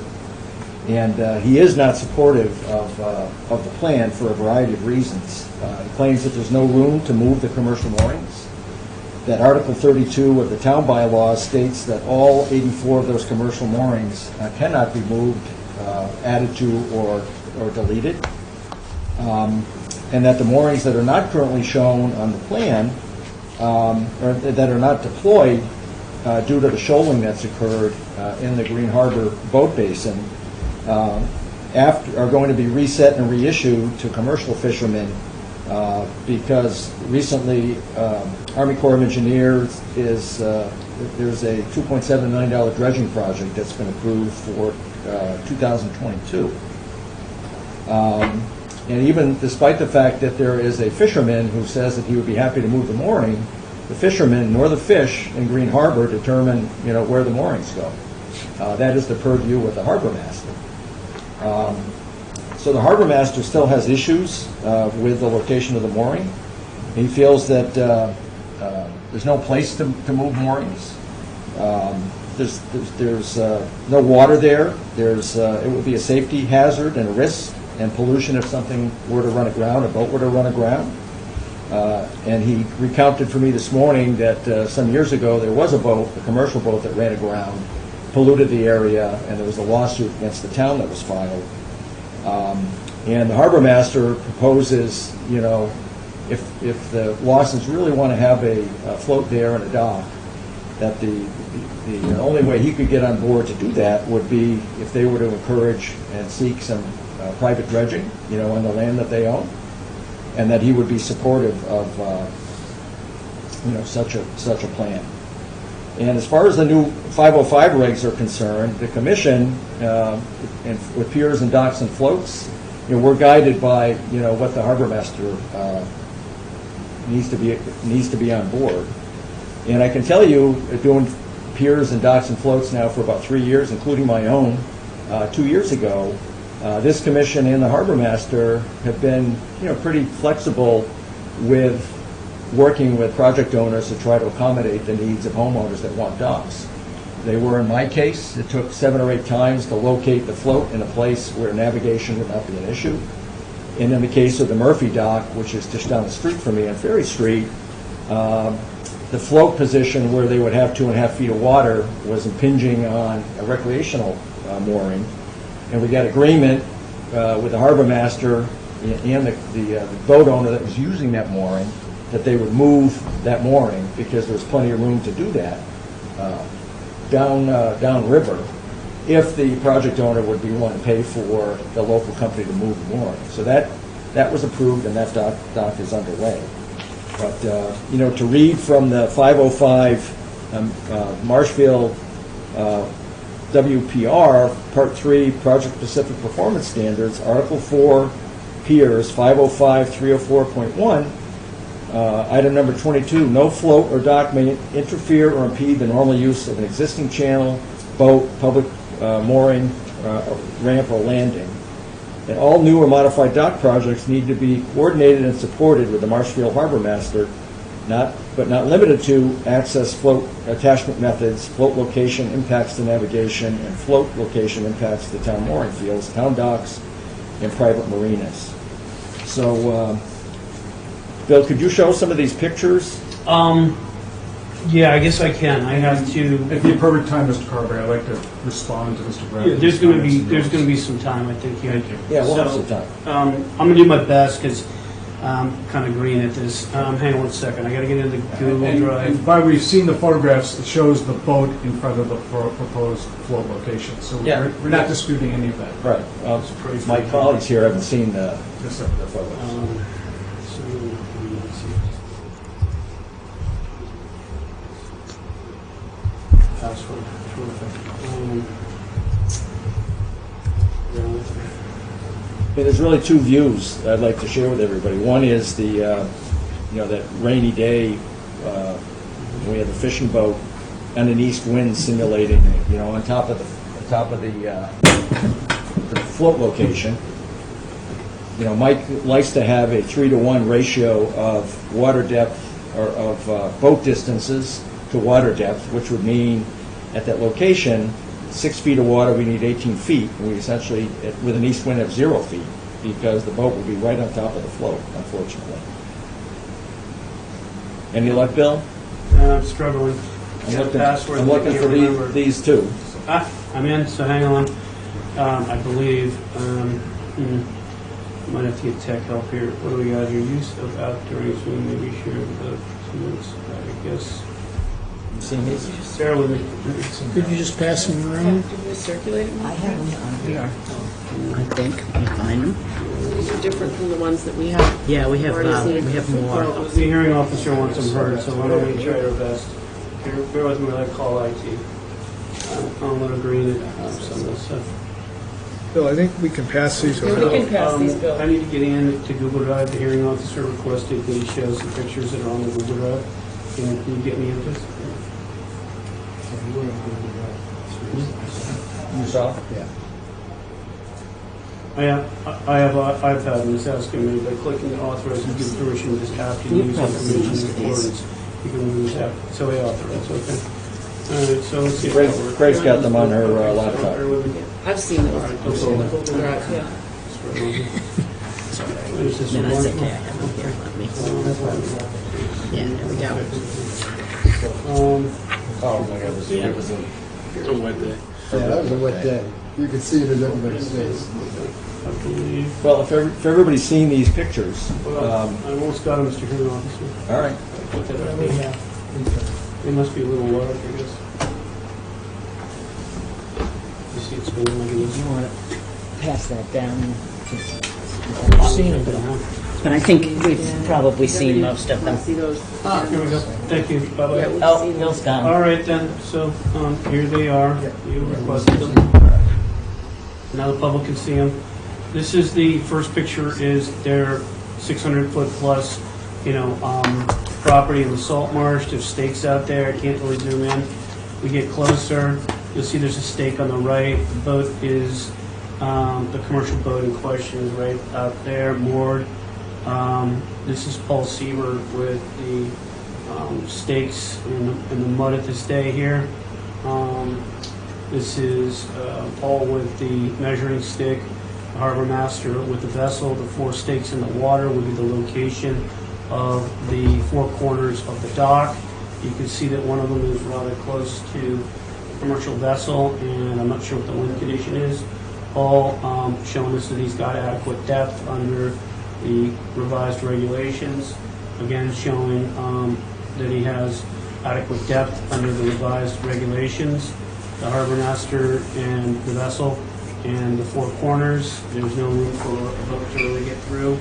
And the navigation, the federal navigation channel there. And you can see how close it is. It nearly is hitting the stakes, which would be the location of the final resting place of the float. So that vessel and this float would have a conflict, and ergo, we also have interests under the state and wetlands values under the bylaw, which come to bear. Is that enough? Also looking for the November 2010 Green Harbor mooring plan. Bear with me. November or the May one? November 2010. It's the view that Officer DeMayo sent with the pictures. So, guide me in, because I just deleted out of those things that we're done. So I have the February 16 original plan, I've got the revised 628, and then I've got the Harbor Master mooring plan revised. I do not have on this this one, November 20th. I have that with the circles. All the different colored circles for the different Yeah, I think sizes it's of boats. October. I think it's October 15, 2010 is what it is. And then the hydrographic survey, which was sent to you all, didn't make it to Google Drive yet. So apologize for dropping the ball there. This is going to take a few seconds. It's a big plan. Okay, so is that what you're after? That's right. Okay.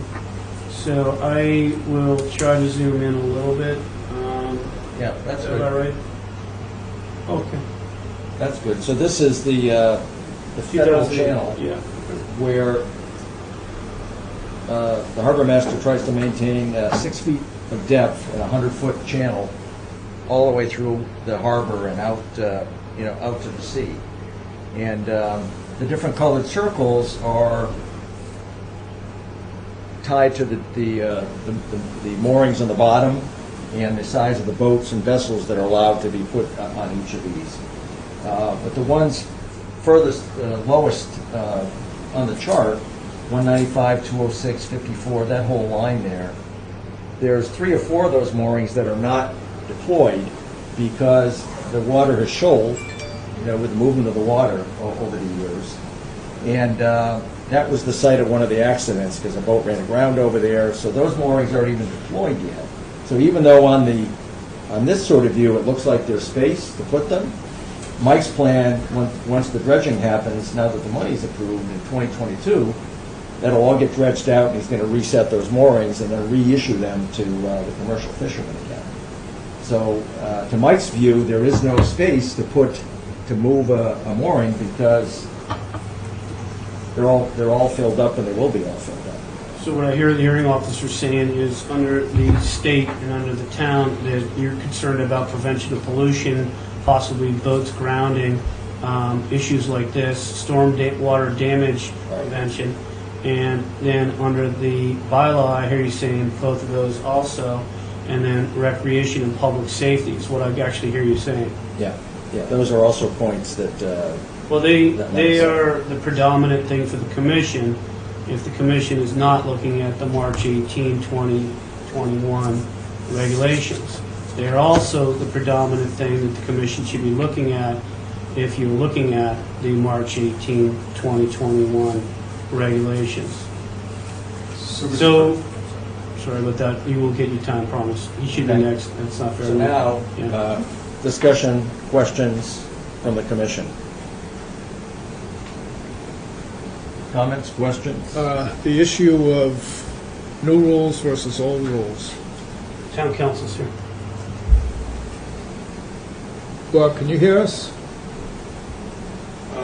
When multiple people are talking, I have a hard time hearing and following. But Okay, my question is, this hearing, this application, does this come under new rules or old rules, based on when it was submitted or deliberated on? So if the filing was made prior to the effective date of the new regulations and the filing was complete, then it's under the old regulations.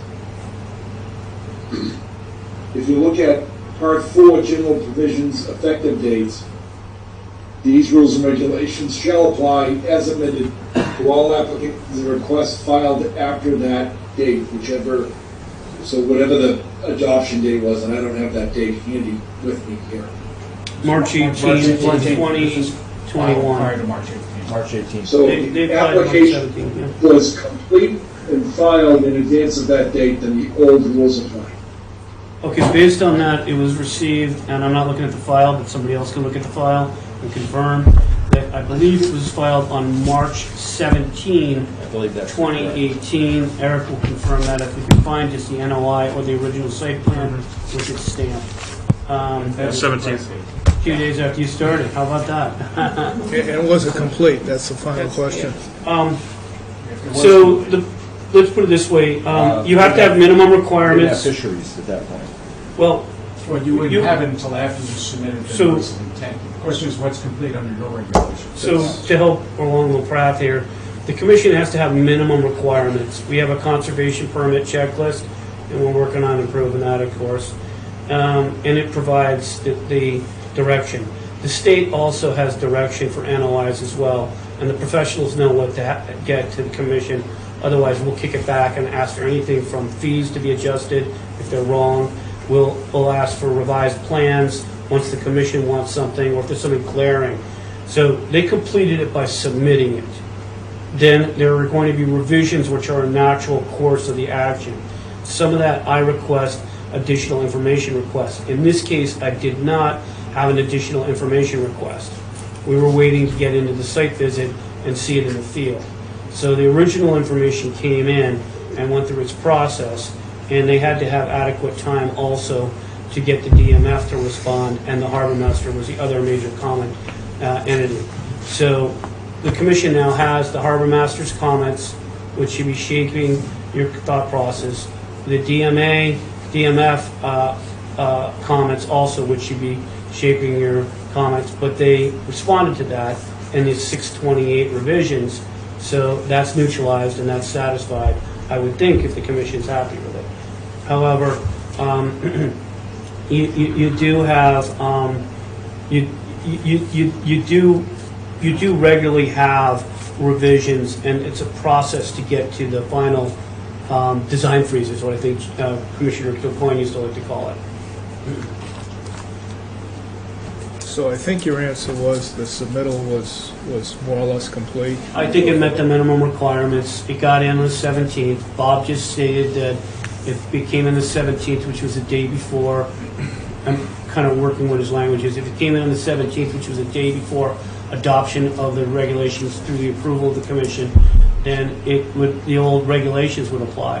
But I said earlier, and town council said earlier, that in either case, we had good grounds under the interests of the state and under the wetland values of the town. There are 2 interests of the states that are applicable here, and 4 wetland values of the town regulations that apply. And those would be, according to town council, Bob, let me know if I'm wrong, the prior regulations.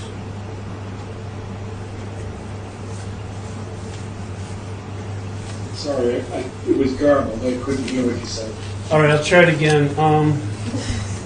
I'll try to make it short. There are 2 interests under the state and 4 wetland values under the town. The prior regulations applied because they were complete with the minimum requirements on March 17th. So, maybe I guess I should probably just jump in and so that what I say is not, comes directly from me, but as far as I'm concerned, the Wetlands Protection has standards for small docks and piers. There's a guidance manual that was done back about 15, 16 years ago that we can make reference to if we want, but basically you're looking to protect against the negative impacts to wetland resource areas that detrimentally affect water quality, water circulation and sediment, important vegetation and shellfish beds, and then any type of protected species that depend on wetland habitats. And as far as I could tell here, you have land under the ocean, which appears to be an issue, and you have a dock which I assume a boat will be moored to, and I have another picture that I could share on my screen that I was looking at that was particularly troublesome to me. to me, it looked like we had a significant public safety issue, which I think leads to potential for other issues. It also looks to me like, because I'm not really sure, and not having studied the plans like you all have, how a boat that's being tied up to that dock is going to be tied up to that dock. I don't know whether the bow or the stern is coming in, but basically, if they're not proposing any dredging, which I understand they are not, then they have to basically tie that boat in a manner that it won't allow them to disturb the soil underneath by, I guess they call it prop wash, and sometimes you require a boat to be moored a certain way. But in this particular case, I couldn't understand why the dock was being proposed within what it looked to me like was a matter of feet, or a few feet or less to where a boat is currently moored under the town's mooring plan. Do you want me to show you the picture that I have, which was different from what you saw before? Just trying to see if I get it here, Bob. I could save you the time, but I'm guessing. These things take forever to load. I could give you, if this isn't the one you want, I will go and make you a co-host so you can add it. Just be patient, everybody. I'm sorry, the technology is what it is. No, that's the wrong one. Bob, I am going to... That's the right series, though. Okay. Would it be helpful if I showed you my screen? Yeah, I'm going to give you co-hosting, okay? Assigned co-host, right? Not host. Right? Where's the host one? Co-host. All right, so make Robert Galvin the co-host of this meeting. You should be getting a ping, Bob, and that would allow you to load up your picture. Okay. You see that? Yeah, that's the next one. Yeah, we got it. This was the picture that I was given. My understanding is that the white posts with the orange top here on the left, and then the white posts both in the foreground and the background of the back, and this is the boat, the Maureen M, that's moored at the bow and in the anchor right here. And if that was the location of the float, to me, something seemed tremendously wrong. So, in any event, that was what I was looking at. So I'm going to stop sharing my screen, but I was given this picture by, I think, Mr. Grafton earlier today, and I think that was something that someone had taken and given to him, so maybe the harbor master, but that's what I saw, and that was what was particularly troubling to me. So that was provided by the harbor master. Yeah. So I'm going to stop sharing my screen. Okay, commissioners, any other questions, comments? Art? No. Right. Susan? Okay, Adam, go ahead. Thank you very much, because I think there's a number of misconceptions here. So first of all, the moorings are not part of the project. The project relates to the pier, the gangway, and the float. The moorings are under control of both the harbor master and DEP, which is why issues related to the relocation of the moorings will be addressed in the Chapter 91 waterways process. We can't build this pier unless we have a number of permits, one of which is the order of conditions. We need a Chapter 91 license. We need authorization by the Army Corps of Engineers, and they're the navigation experts. Second, we agree that we can't build this if we can't relocate the boat that's presently in front of us. We've conceded that from the very beginning. It's too close in its present location.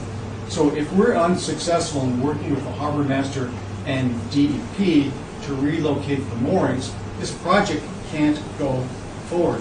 And so to talk about the moorings, potential problems with boats grounding on the moorings is not relevant to the wetlands project in front of you, which is simply the pier, the gangway, and the float. With respect to the moorings, this is not an unusual conflict. I have conflicts with private property owners and cities and towns, and particularly harbor masters, on waterfront property all the time, because the property owners are trying to protect their legal right to access their property from the water sheet that's guaranteed under the Public Waterfront Act. The cities are trying to manage, and the towns are trying to manage their marine operations, which in some instances are commercial operations. They derive revenue from control of the water sheet. There's an inherent conflict between those two competing interests. And when you have Commonwealth tidelands, these are not private tidelands, we'd be having a different conversation. These are lands seaward of low water. We have these conflicts all the time, and that's what the Chapter 91 regulations are intended to resolve. And they achieve a balance. So we fully anticipate that we're going to have a heart-to-heart conversation with the harbor master, with DEP's input, because they're the licensing authority in that area, as well as input for the Army Corps, about where to relocate the moorings. Now, interestingly, one of the pieces of information that was sent to me today was an upgraded hydrographic survey that the Army Corps prepared of March of this year. And just as a point of information, where we're proposing to relocate the boat is actually in deeper water than where it presently exists, using the Army Corps and the Harbor Master's current survey information. So actually, we're taking that boat out in front of us, which is in lower water. We're shifting it to the south, which you can actually see in that photograph, which is an open water sheet, and that's deeper water. Now, the harbor master... open water sheet, Adam, because they've taken the moorings out of there because there's no water there. Once it gets dredged, the harbor master's going to reset the moorings and give those moorings to commercial fishermen. So 2 there's no points, place to Mr. move Carpenter. it. So first, the hydrographic survey indicates I understand the that hydrographic survey. it actually indicates there's sufficient water, more water than presently exists for that boat. Second, when they do the dredge project, it will be deeper, we agree. And then there's the allocation of those private and public resources. Is that just because the harbor master wants to maximize the amount of moorings, the amount of available space for his commercial fishermen, the amount of revenue for the town, because they rent these things, doesn't mean that that takes precedence over private property owners' rights to access their property from their water sheet, which is a guaranteed right under the Public Waterfront Act. You have to balance it out. And so we think that there's an ability to balance it. The problem is that we're not talking about wetlands. So the question is, what is the impact of the pier, the gangway, and the float on the interests protected under the Wetlands Protection Act and under your local bylaw?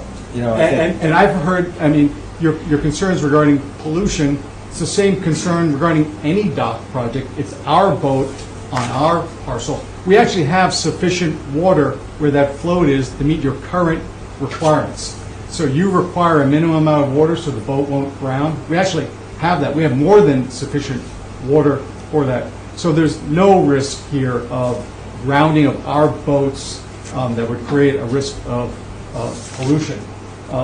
This notion of public safety, I recognize, I know your bylaw very well. Under your local bylaw, one of the interests protected is something called public safety. I've never heard it discussed in any conversations with this commission, or in particular with respect to the pier. I'm not here all the time, but I'm a regular, presenter. I've got to believe that when you adopted the local bylaw to regulate public safety, it has to be public safety in relation to the wetlands. I'm not exactly sure what it means, that you need to protect the wetlands in such a way that is not going to create some public safety issue. I have no idea what that means. I've never heard it being addressed. But the issue of navigation is the issue that's squarely regulated by Chapter 91 and resolved. So all we're asking this commission to do is look at the project, see whether the project meets the performance standards for work within land under water, land subject to coastal storm flowage, and salt marsh, and see whether it meets the standards just like any other pier project. We're not going to be able to build it unless we're able to resolve the issues with the harbor master. I'm hopeful with DEP's help that we can come to some agreement. We may not be able to reach an agreement, in which case we're not going to get a Chapter 91 license, and we're never going to be able to build this thing. But all I'm suggesting is that that's an issue that should probably be handled in the Chapter 91 context and not under the State Wetlands Protection Act and your local bylaw, and by your local bylaw, I also mean your older regulations. And so there's nothing different about this particular pier project than any of the other projects that you discussed that have been approved under your old regulations. We have a navigation issue that we got to resolve. We recognize that, and we'll do our best. If we are unable to work that out with Mr. DeMeo, we're not going to be able to build the project. Yeah. So we're just asking you for you to look at this, the lens of wetlands protection. There's nothing different about this pier than any of the other piers that you've approved that would give rise to any conflict with either the interests protected under the Act or under your local bylaw.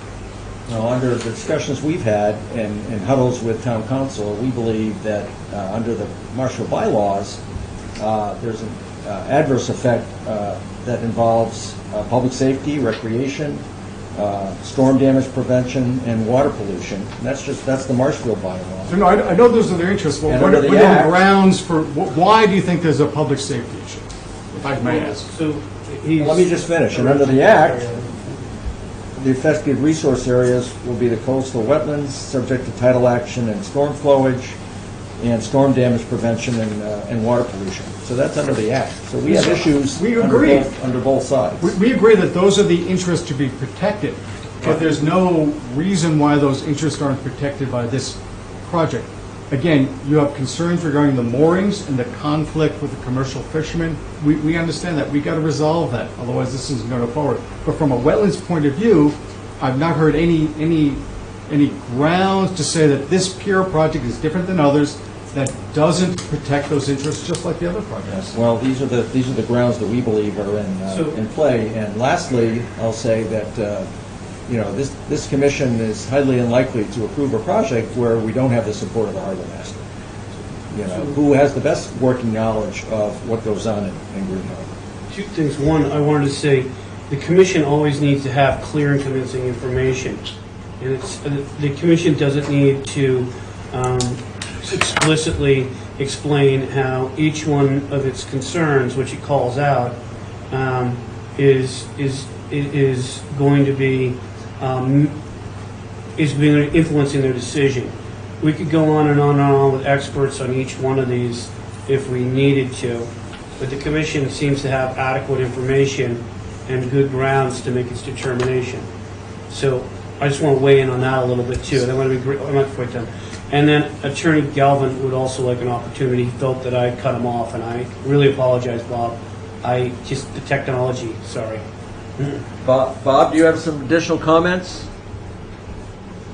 So what I'm seeing is you have a bylaw that's more protective of the environmental interests than the Act in this particular regard. I agree with Attorney Brodsky on a couple of very limited points, but not all points. I do agree that there's a Chapter 91 waterways licensing process where there'll be public input, the input of the harbor master, and impacts on navigation can be addressed in that form. But I do think that our bylaw does also protect public safety, recreation, storm damage prevention, and water pollution. And it looks to me like you have a dock, ramp, and floats that are designed at a length that will cause, as designed, or are likely to cause conflict with the commercial and recreational vessels that were lawfully moored in the waterway at Green Harbor. And according to the harbor master, these vessels have to be able to swing without the potential for interference, including during the mooring process in that relatively shallow water. And we all know, based on our experience, particularly if you're a boater, that there's significant forces exerted on those moorings and in that shallow water. And we also have wind and current and, believe it or not, wave action inside that harbor. And if you design something here that is too close to a mooring, I don't think it takes a rocket scientist or a PhD to conclude that you're going to have an incident. I was involved in the grounding of a fishing vessel that was located just southerly this area that was placed at a mooring and sank for some reason that was attributed to the being stuck in the mud, I think. And in this particular case, it looks to me that if there's an incident here, there's an unacceptable risk of injury or property damage, including risking sinking or the grunt a vessel poses to the environment. And we all know that when a boat sinks and it's loaded with what these boats are likely to be loaded with, either diesel fuel or gasoline and or oil or other things, you're going to have an unacceptable environmental risk. So, to me, you've got some conflicts here that, yeah, some of them are going to be worked out as a part of the Chapter 91 waterways licensing process. But under our bylaw, which is more protective of the environment than the State Act, we have issues here that I think Attorney Brodsky looked at it one way in public safety, but I think public safety also looks at the impact of personal injury and property damage that can occur by something that's designed improperly. Comments from the public? Yes, sir. Yes. What's your name and address, please? Edward Barrett, 67 Marginal Street. So I've been a commercial fisherman in Green Harbor since 1977. I've had a mooring in that harbor since 1979. If we go back to the mooring field, I believe my mooring is number 7. And currently my mooring is probably about 20 feet from a recently installed pier. So private dock, coming off of a private residence. Yeah. There have been 3 private residence docks that have been put in. Now, to me, that says there's a precedence here. And the precedence is that somehow these docks don't interfere with public safety, and they don't interfere with pollution, and they don't interfere with the environment. Because it's right next to me. It is from here to you, away from my boat. Those are bow stern moorings that are all along there. My boat is 43 feet. Yeah. That, the idea that there's something swinging here is false. And it can only go as far as your pennant and mooring chain, as the harbor master has set them in that spot. So I don't see the problem here with pollution. I don't see the problem here with safety. Right now, excuse me, can I finish? Yeah, you can finish. Go ahead. Right now, we have a marina that far exceeds, that has boats in it now that you know, in the current pandemic year, boating has become extremely popular. And we have people that are driving those boats that have little or no experience. So they managed to stay on the channel. So far, they managed to stay on the channel, and it's pretty delineated.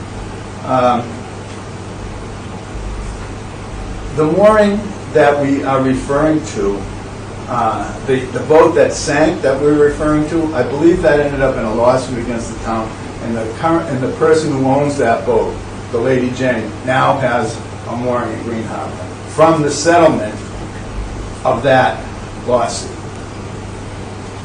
So to put that onus on the applicants, I think is extremely unfair.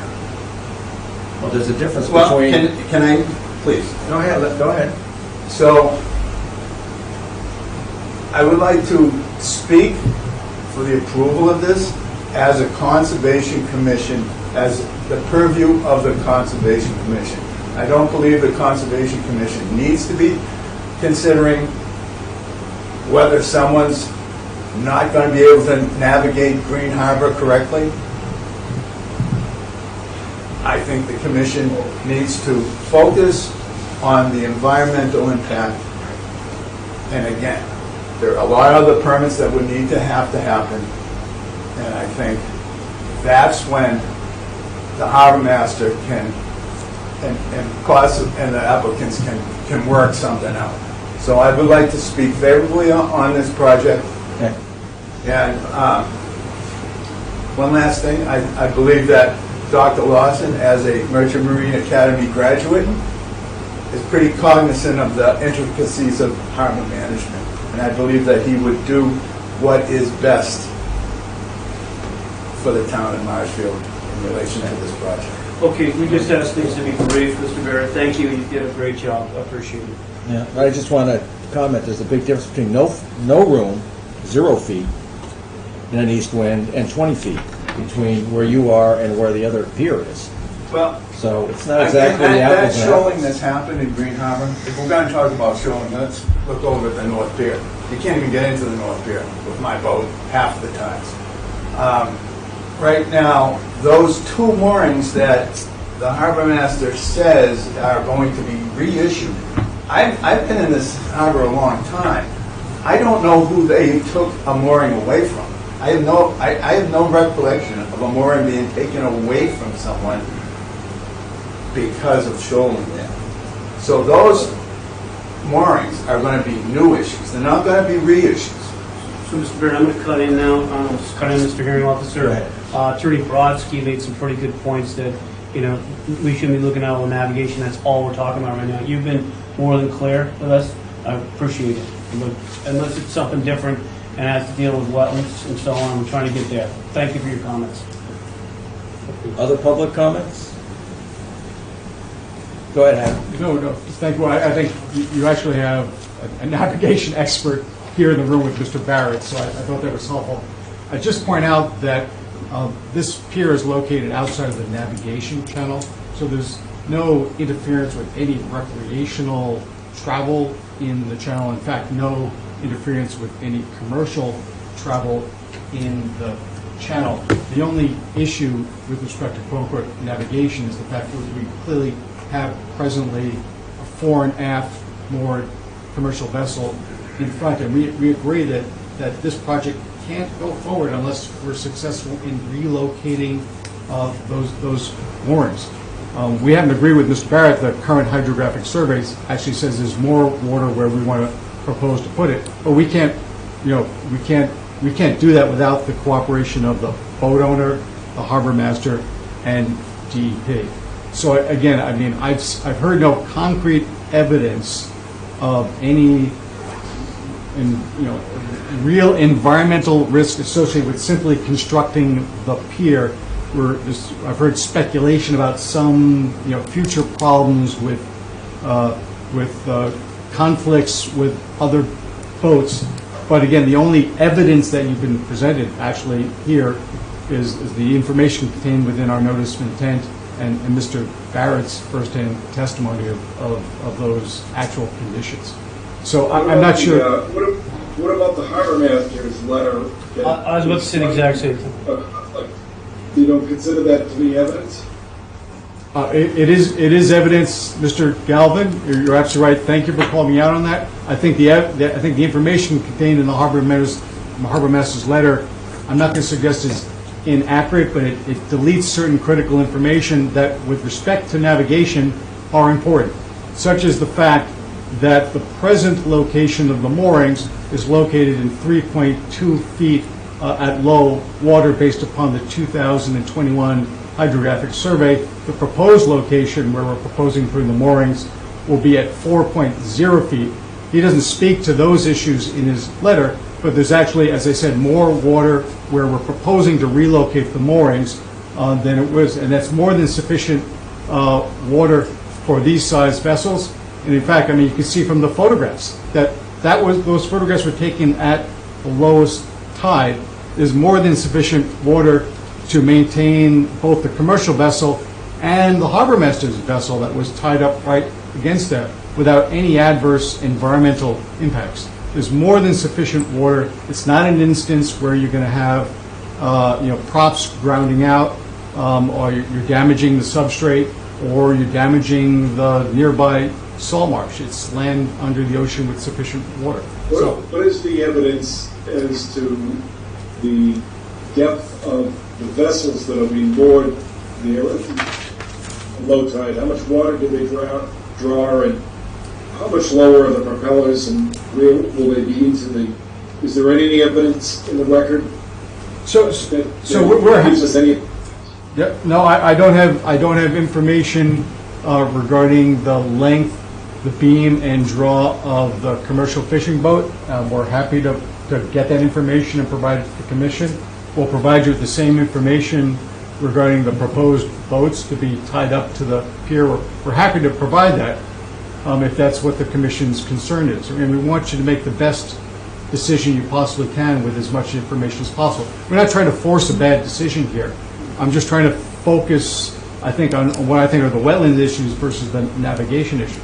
So if that information would be helpful to the commission, we're more than happy to provide it, as well as any other additional information you may have that would help you with this decision. I'd like to call out one thing. In the bottom of the harbor master's, closing with the letter, he said he supports if the family wanted to dredge so that they could pull the boat and pull the entire float system back. I've known that other people have actually found deeper water and moved docks. Sometimes you can, sometimes you can't move mooring balls, etc. But that requires permission on the other end of it. The commission allowed the one individual who moved into a deeper water and allowed the mooring to be moved when there was permission. Here, the harbor master has said it's a clear navigational issue and he's giving permission. This is part of the evaluation process of the Conservation Commission. We're not getting the permission to move that vessel from the harbor master, so therefore it sits where it is. The commission has to only evaluate that, and the town council's advised that there's unacceptable risk here. You wouldn't permit a project that clearly was not going to be FEMA compliant, and it needed to be. It would always require it to be FEMA compliant. So you take out the risk by having the information and making the final determination. And if there is a potential damage, then you could have loss of pollution, which we had a boat burn in one of the marinas. It released 1,000 gallons of diesel fuel. It caused damage. The state took care of 500 square feet of the 1,000 that damaged the salt marsh. I made them go back and finish the rest of the 500 when they thought they were done with the state, and they did 100%. This commission backed me. So these are the kind of things that you need to be aware of as potential as much as real. And if boats conflict, you can get these damages to happen, and they can cause significant or cumulative adverse effects on the applicable resource areas, including salt marsh. Okay, to back up for a minute, if we're operating under the old 505s, this commission had already voted the guidelines for pier Policy, installation. that's right. Policy. Yeah. So we have that, and that included the harbor master's approval. Am I correct? It did not have the coordination. That was revised in the regs. And what it did was, we always would, as a policy, coordinate the site visits. We would coordinate comments, and we always got comments. I don't remember a single hearing officer ever allowing a project to be heard unless the harbor master had provided commentary in writing. So that's how important these dock projects have become, and the harbor master's input is tacit as much as it is now very, very clearly stated in the regs. It was always there. And it Yes, was it's been evolving, over the 6 years Yes. I've been on the commission. Yeah. It's evolved. Rick had a lot to do with it. Correct.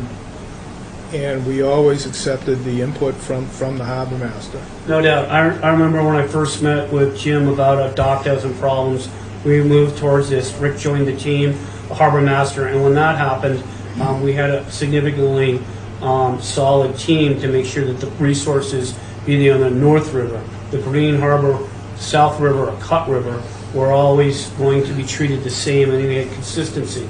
We required a dock walk. We needed the stakes out there, and we went through an unbelievable amount of effort to get the first policy that was approved prior to the revised regs.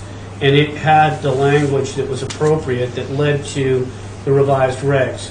And to solidify in the revised regs, the word coordinated was incorporated in by the core team and accepted by the full commission when the regs went into effect on March 18, 2021. However, town council is advised that the prior regs applied.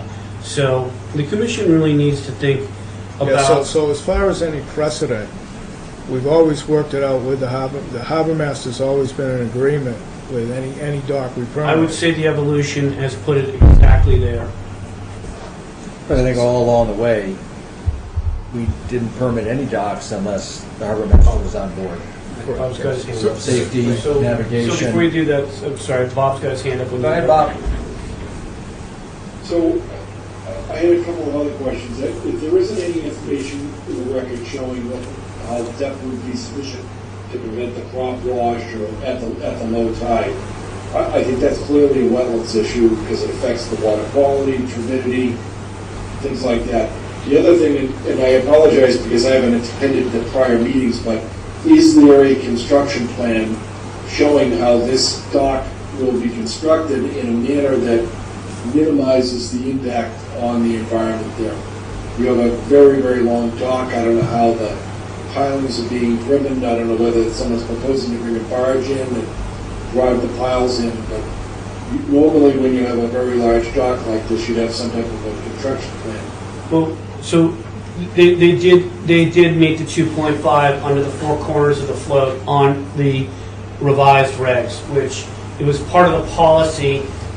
It's not as crystal clear in there, and I have to look at it, but they have met the higher standard of the revised regs. They put pilings in the river, which is not approved under the revised regs. So if I were a commissioner, I would try to seek, talking to my other commissioners, and state that these pilings are going to have a significant or cumulative adverse effect on the river systems. These things move, they impact, they have a displacement, etc. So there's a reason that the revised regs came up, and the commission can decide whether or not the pilings are allowed or not. So that's part of the adverse effects. Is that a yes or a no? There is a construction plan or not? Yeah, the construction plan meaning the site plans, okay? So, Mr. Carberry, we're happy to provide a detailed construction management plan to explain the methodology for doing this. We're happy to provide additional information with respect to the vessels and their draw. Again, my presumption was that if we met your 2.5 feet, that was per se not going to result in prop wash, but we can provide more information. With respect to dredging, there are two principal reasons why we didn't consider dredging. One, it's brutally expensive, and private property owners, single-family homeowners, typically can't afford to do a dredge project, which costs an incredible amount of money, takes a great deal of time to permit. It's been my experience that conservation commissions would prefer that you not dredge an area because of the potential impact to land under ocean, where you're actually removing the substrate and material. So that's always kind of a last alternative, which is why you prefer things like pile-supported piers. So those are the reasons why a dredge project wasn't proposed in this instance. But again, I'm happy to provide additional information that may help you to think about this in a different light. I'm going to ask that we please continue the public hearing. I don't want to force a decision tonight and get a denial if there's a chance that we can provide additional information that it may help persuade you that our project, not the issues with respect to the mooring, not the conflicts between the commercial fishermen and the harbor master, not the history of vessels sinking in Green Harbor, just that the project meets the performance standards. And so, you've been very kind to listen to us for an hour now. But I'm happy to, if there's additional information, and welcome this from town council. I'm taking notes. We'll review all of this information. We'll provide a supplement. I just want to make sure that we're doing our best to make the best case going forward. So my thought would be this, but Bob's got his hand up still. Go ahead, Bob. I didn't take it down, so I'm sorry. Yeah, sorry about that. So I just want to be respectful there. I would say that whatever's coming up, can the commission set a deadline that it's due 12 noon Wait a minute, before we... Wait. I'm asking a framing question, because Let me ask the No. rest of the commissioners. Yes, Do you, my fellow commissioners, do you feel like you have enough information at this point to make a decision on this? here is Or here is is there other what information I'm- you think you're really missing? I'm looking at. Attorney Brodsky is right. We're not navigational experts, and the moorings are either germane or they're moot. So assuming that they're moot, what we're looking at right now is a pier and a ramp and a float system that are smack dab on top of a current mooring. Yeah. Period. With no agreed-to solution by the harbor master. By the to do harbor anything. master as to what can happen to that mooring. And legal counsel saying that this And has getting- issues with the bylaw and issues, Right. you know. Getting draft on vessel stocked and prop wash, that's not going to change the fact that that commercial boat is moored right there. I wish we had a better answer on that, but we don't. Right. That's my thinking. So, Mr. Kerber, we've requested a continuance. It's not discretionary. The applicant is entitled to a continuance if the applicant requests a continuance. So I don't want to, again, So that's where I was going, was I was gonna ask Bob if we could set a deadline on this, because, you could continue forever, but, I had a project that was on Ocean Street that continued, and I said, look, you let this thing drift, and we need to get withdrawn, It gone over a year.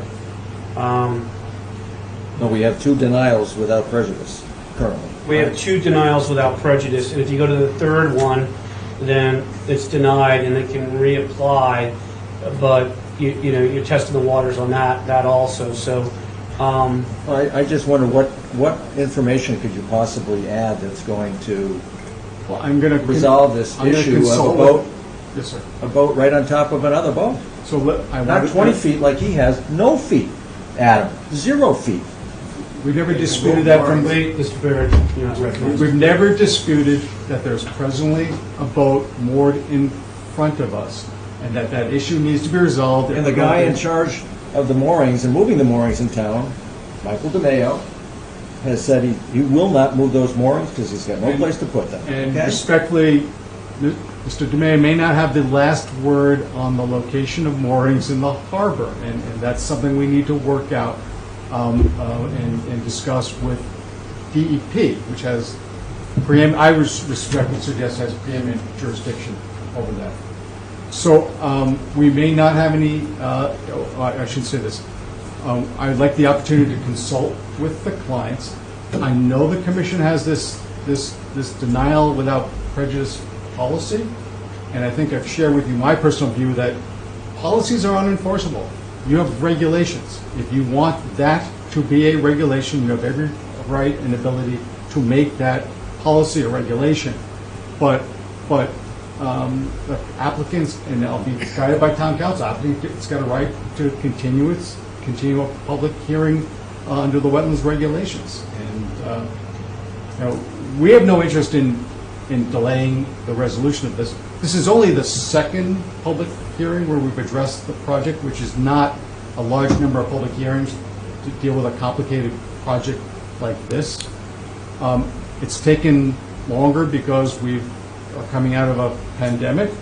It's very difficult to get survey work done, as you well know, at the present time. So it's not on any fault of ours. We're not intentionally trying to delay the process. We want a resolution, but we want to make the best case that we possibly can, because we're not inviting a denial. That doesn't achieve anything here. I mean, Bob, can they continue again? I guess they can, right? Of course, sure. Yeah. Okay. So when does that effectively get closed out? When the commission makes its determination that it has all the information it needs in order to make its determination, Bob? Is that how it goes? Yes. That's what I thought. So I would sit, you can't have a deadline, arbitrary deadline. When this continues, it could keep continuing. So, You should ask the applicant how long it would take. How much time would you guys need? You seek information. Seek, And then you seek a clear and convincing solution. When are your next hearings, please? So we sent you that, but it is the first and second or third Tuesday of each month. So the next one is the 20th, so the due date, Paul, would be the 14th. And then we have the first one in August, I don't have it in front of me, so we'll August take a look. 3rd. August 3rd, thank you, and God bless you. So that'd be 14 more days, so August 17th. We would like, I think the commission wants a firm date when all and any information will be presented, so the commission can close this out. So I'm on vacation the first week in August, so I'm not going to be here with you. Should we suggest August 17th? Is that the deadline for submittal? No, that's the next public hearing. It's a week And we before, will so give the you 10th. everything a week prior to that? Everything's always a I'm on week before at vacation 12 noon. Well, I mean, I just think July 20th might be a little Too bit soon. Go August 17th. So it's due on August 10th, 12 noon, Tuesday, Paul? For the record. All right, so I guess I'll make a motion that we continue the Yeah, hearing. one What? thing that's just a little bit outside of what we already discussed, but I don't recall, Bill, is there any part of the harbor that's within the velocity zone, or is it all AE? I think it's probably just beyond the mouth, but I'd have to look at it. I'd have to change the websites and stuff. I think it's an AE flood zone over there. We'd have to look at, Paul, what's your plan to AE? Yeah, we're in AE elevation 12 and BE elevation 13. So it's The on, zone actually comes through.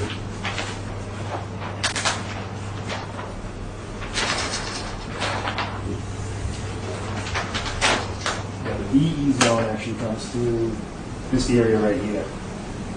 So it is within the area? but it's off the marsh and it's in the, either the sinking marsh or it's in the tidal flat, right? Correct. Okay, this is a good question. So the project's in a VE, the float and the ramp and part of the pier are in the VE, and the rest of it's all in the AE. They're all zero performance standards still, but, you know, the building codes require 1 foot, you know, so something to consider. You may not have that in docks, but. These are not habitable structures. Correct, I'm not trying to make that argument.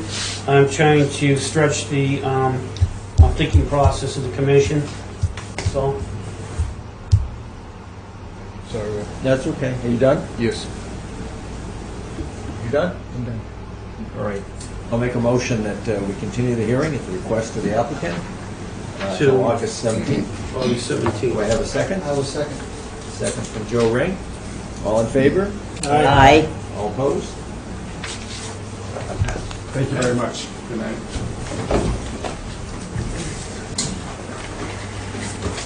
Thank you, Adam. Thank you.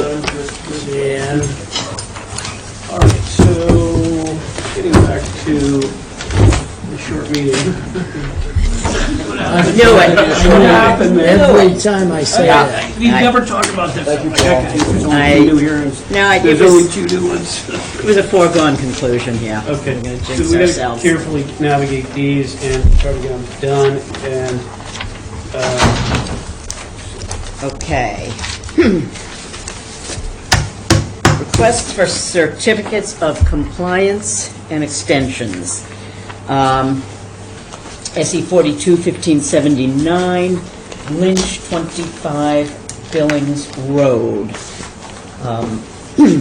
We are still experiencing a delay on the deed restriction, so I move we vote to table this until the July 20th meeting. Second? Bird. All in favor? Aye. Okay. SE 42, 1829, O'Brien 12, Craddock Circle. We have everything here except there is a small enclosure screening 2 large propane tanks within the 50-foot setback. The enclosure includes 3 posts in the ground with 6 inches of clearance from the ground to the bottom of the fence. Is this a de minimis, or should we require an RDA or an NOI?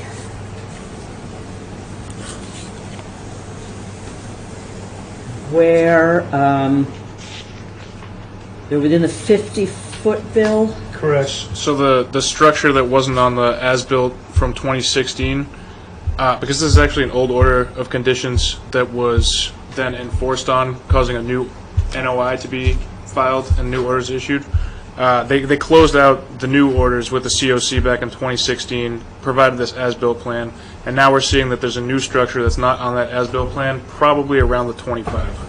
So, If not in, then just outside. So case in point, why we always want a fresh as-built, but to have an as-built for this enclosure, which is pretty minor, you start to wonder if that's getting to be what they would call punitive or burdensome, is what I would call it.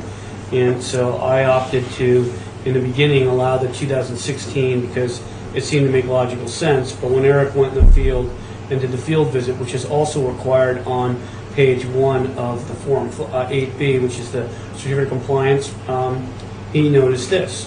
So we are obligated to put it in front of the commission and let you know this is out there, and would this be considered a de minimis activity or not. They basically are screening out 2 large propane tanks that's the size of a human being, you know? So that's what they're doing. So it's not a tiny enclosure, but No, it's, yeah. It's probably about it's- 4 feet long, 3 feet wide, Yeah. 2-sided wall with 3 posts in the ground. And, you know, maybe some gravel on the ground. It's not, as I recall, it's not Berry Beach, not Coastal Dune. It's the buffer zone to the resource area, and I forget flood zone on this one. Primarily buffer zone. Any thoughts? I don't know, do we? It's a screen, correct. Yeah. De minimis, yeah, that's what I think too. Okay. And then I move we vote to issue a complete COC for SE 421829. Second. All in favor? Aye. Aye. SE 422563, Leconte, 16 East Street. I recuse. You need me to leave? Yes, take off. Commissioner Nalagi is recused. Commissioner Karen, Administrator Grafton, and Andrew Stewart visited this property, and it appears that the flood vents are in order. The under substrate of the house is pervious, and the beach, the cutting has apparently stopped and is revegetating. Correct. I noticed a significant difference when I walked out there. The pictures that I took in March that showed the cuttings, they had grown back. We had a nice chat about plants, and we had a nice chat about a possible de minimis to have control of bittersweet, which is starting to take hold, which is a problem plant. So we did have that chat. So I believe everything from our perspective was in order. So I would move that we vote to issue a complete COC for SE 422742. Second. All in Susan. favor? Aye. Aye. Okay, that's a 500. I'll go get Art so we can finish this.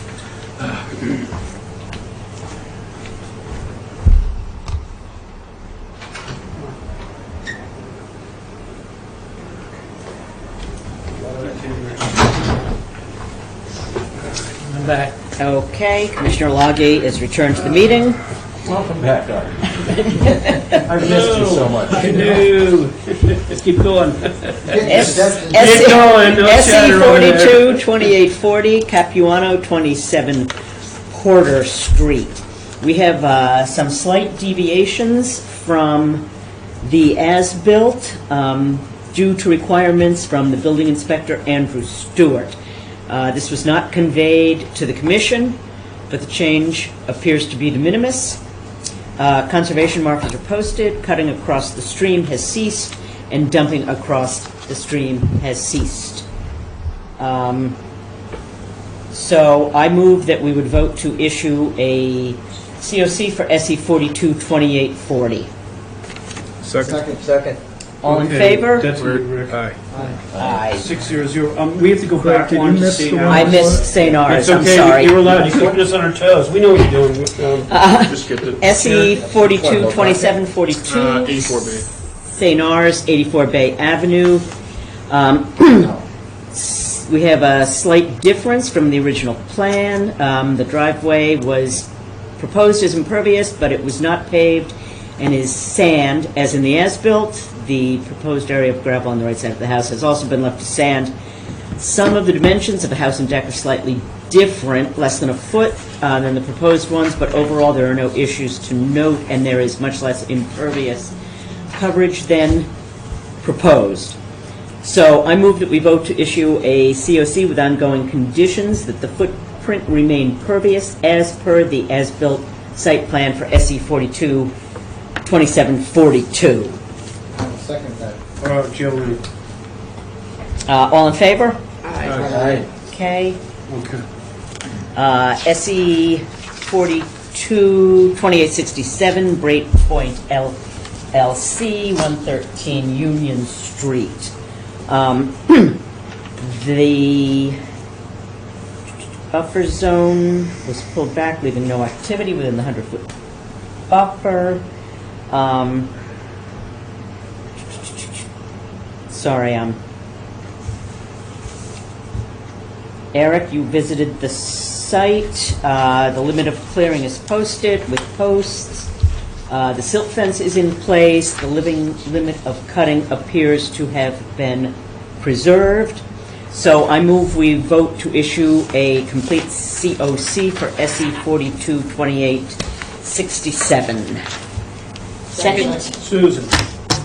All in favor? Aye. All right. I move that we close the Marshfield Conservation Commission hearing of July 6, 2021. Second. Susan.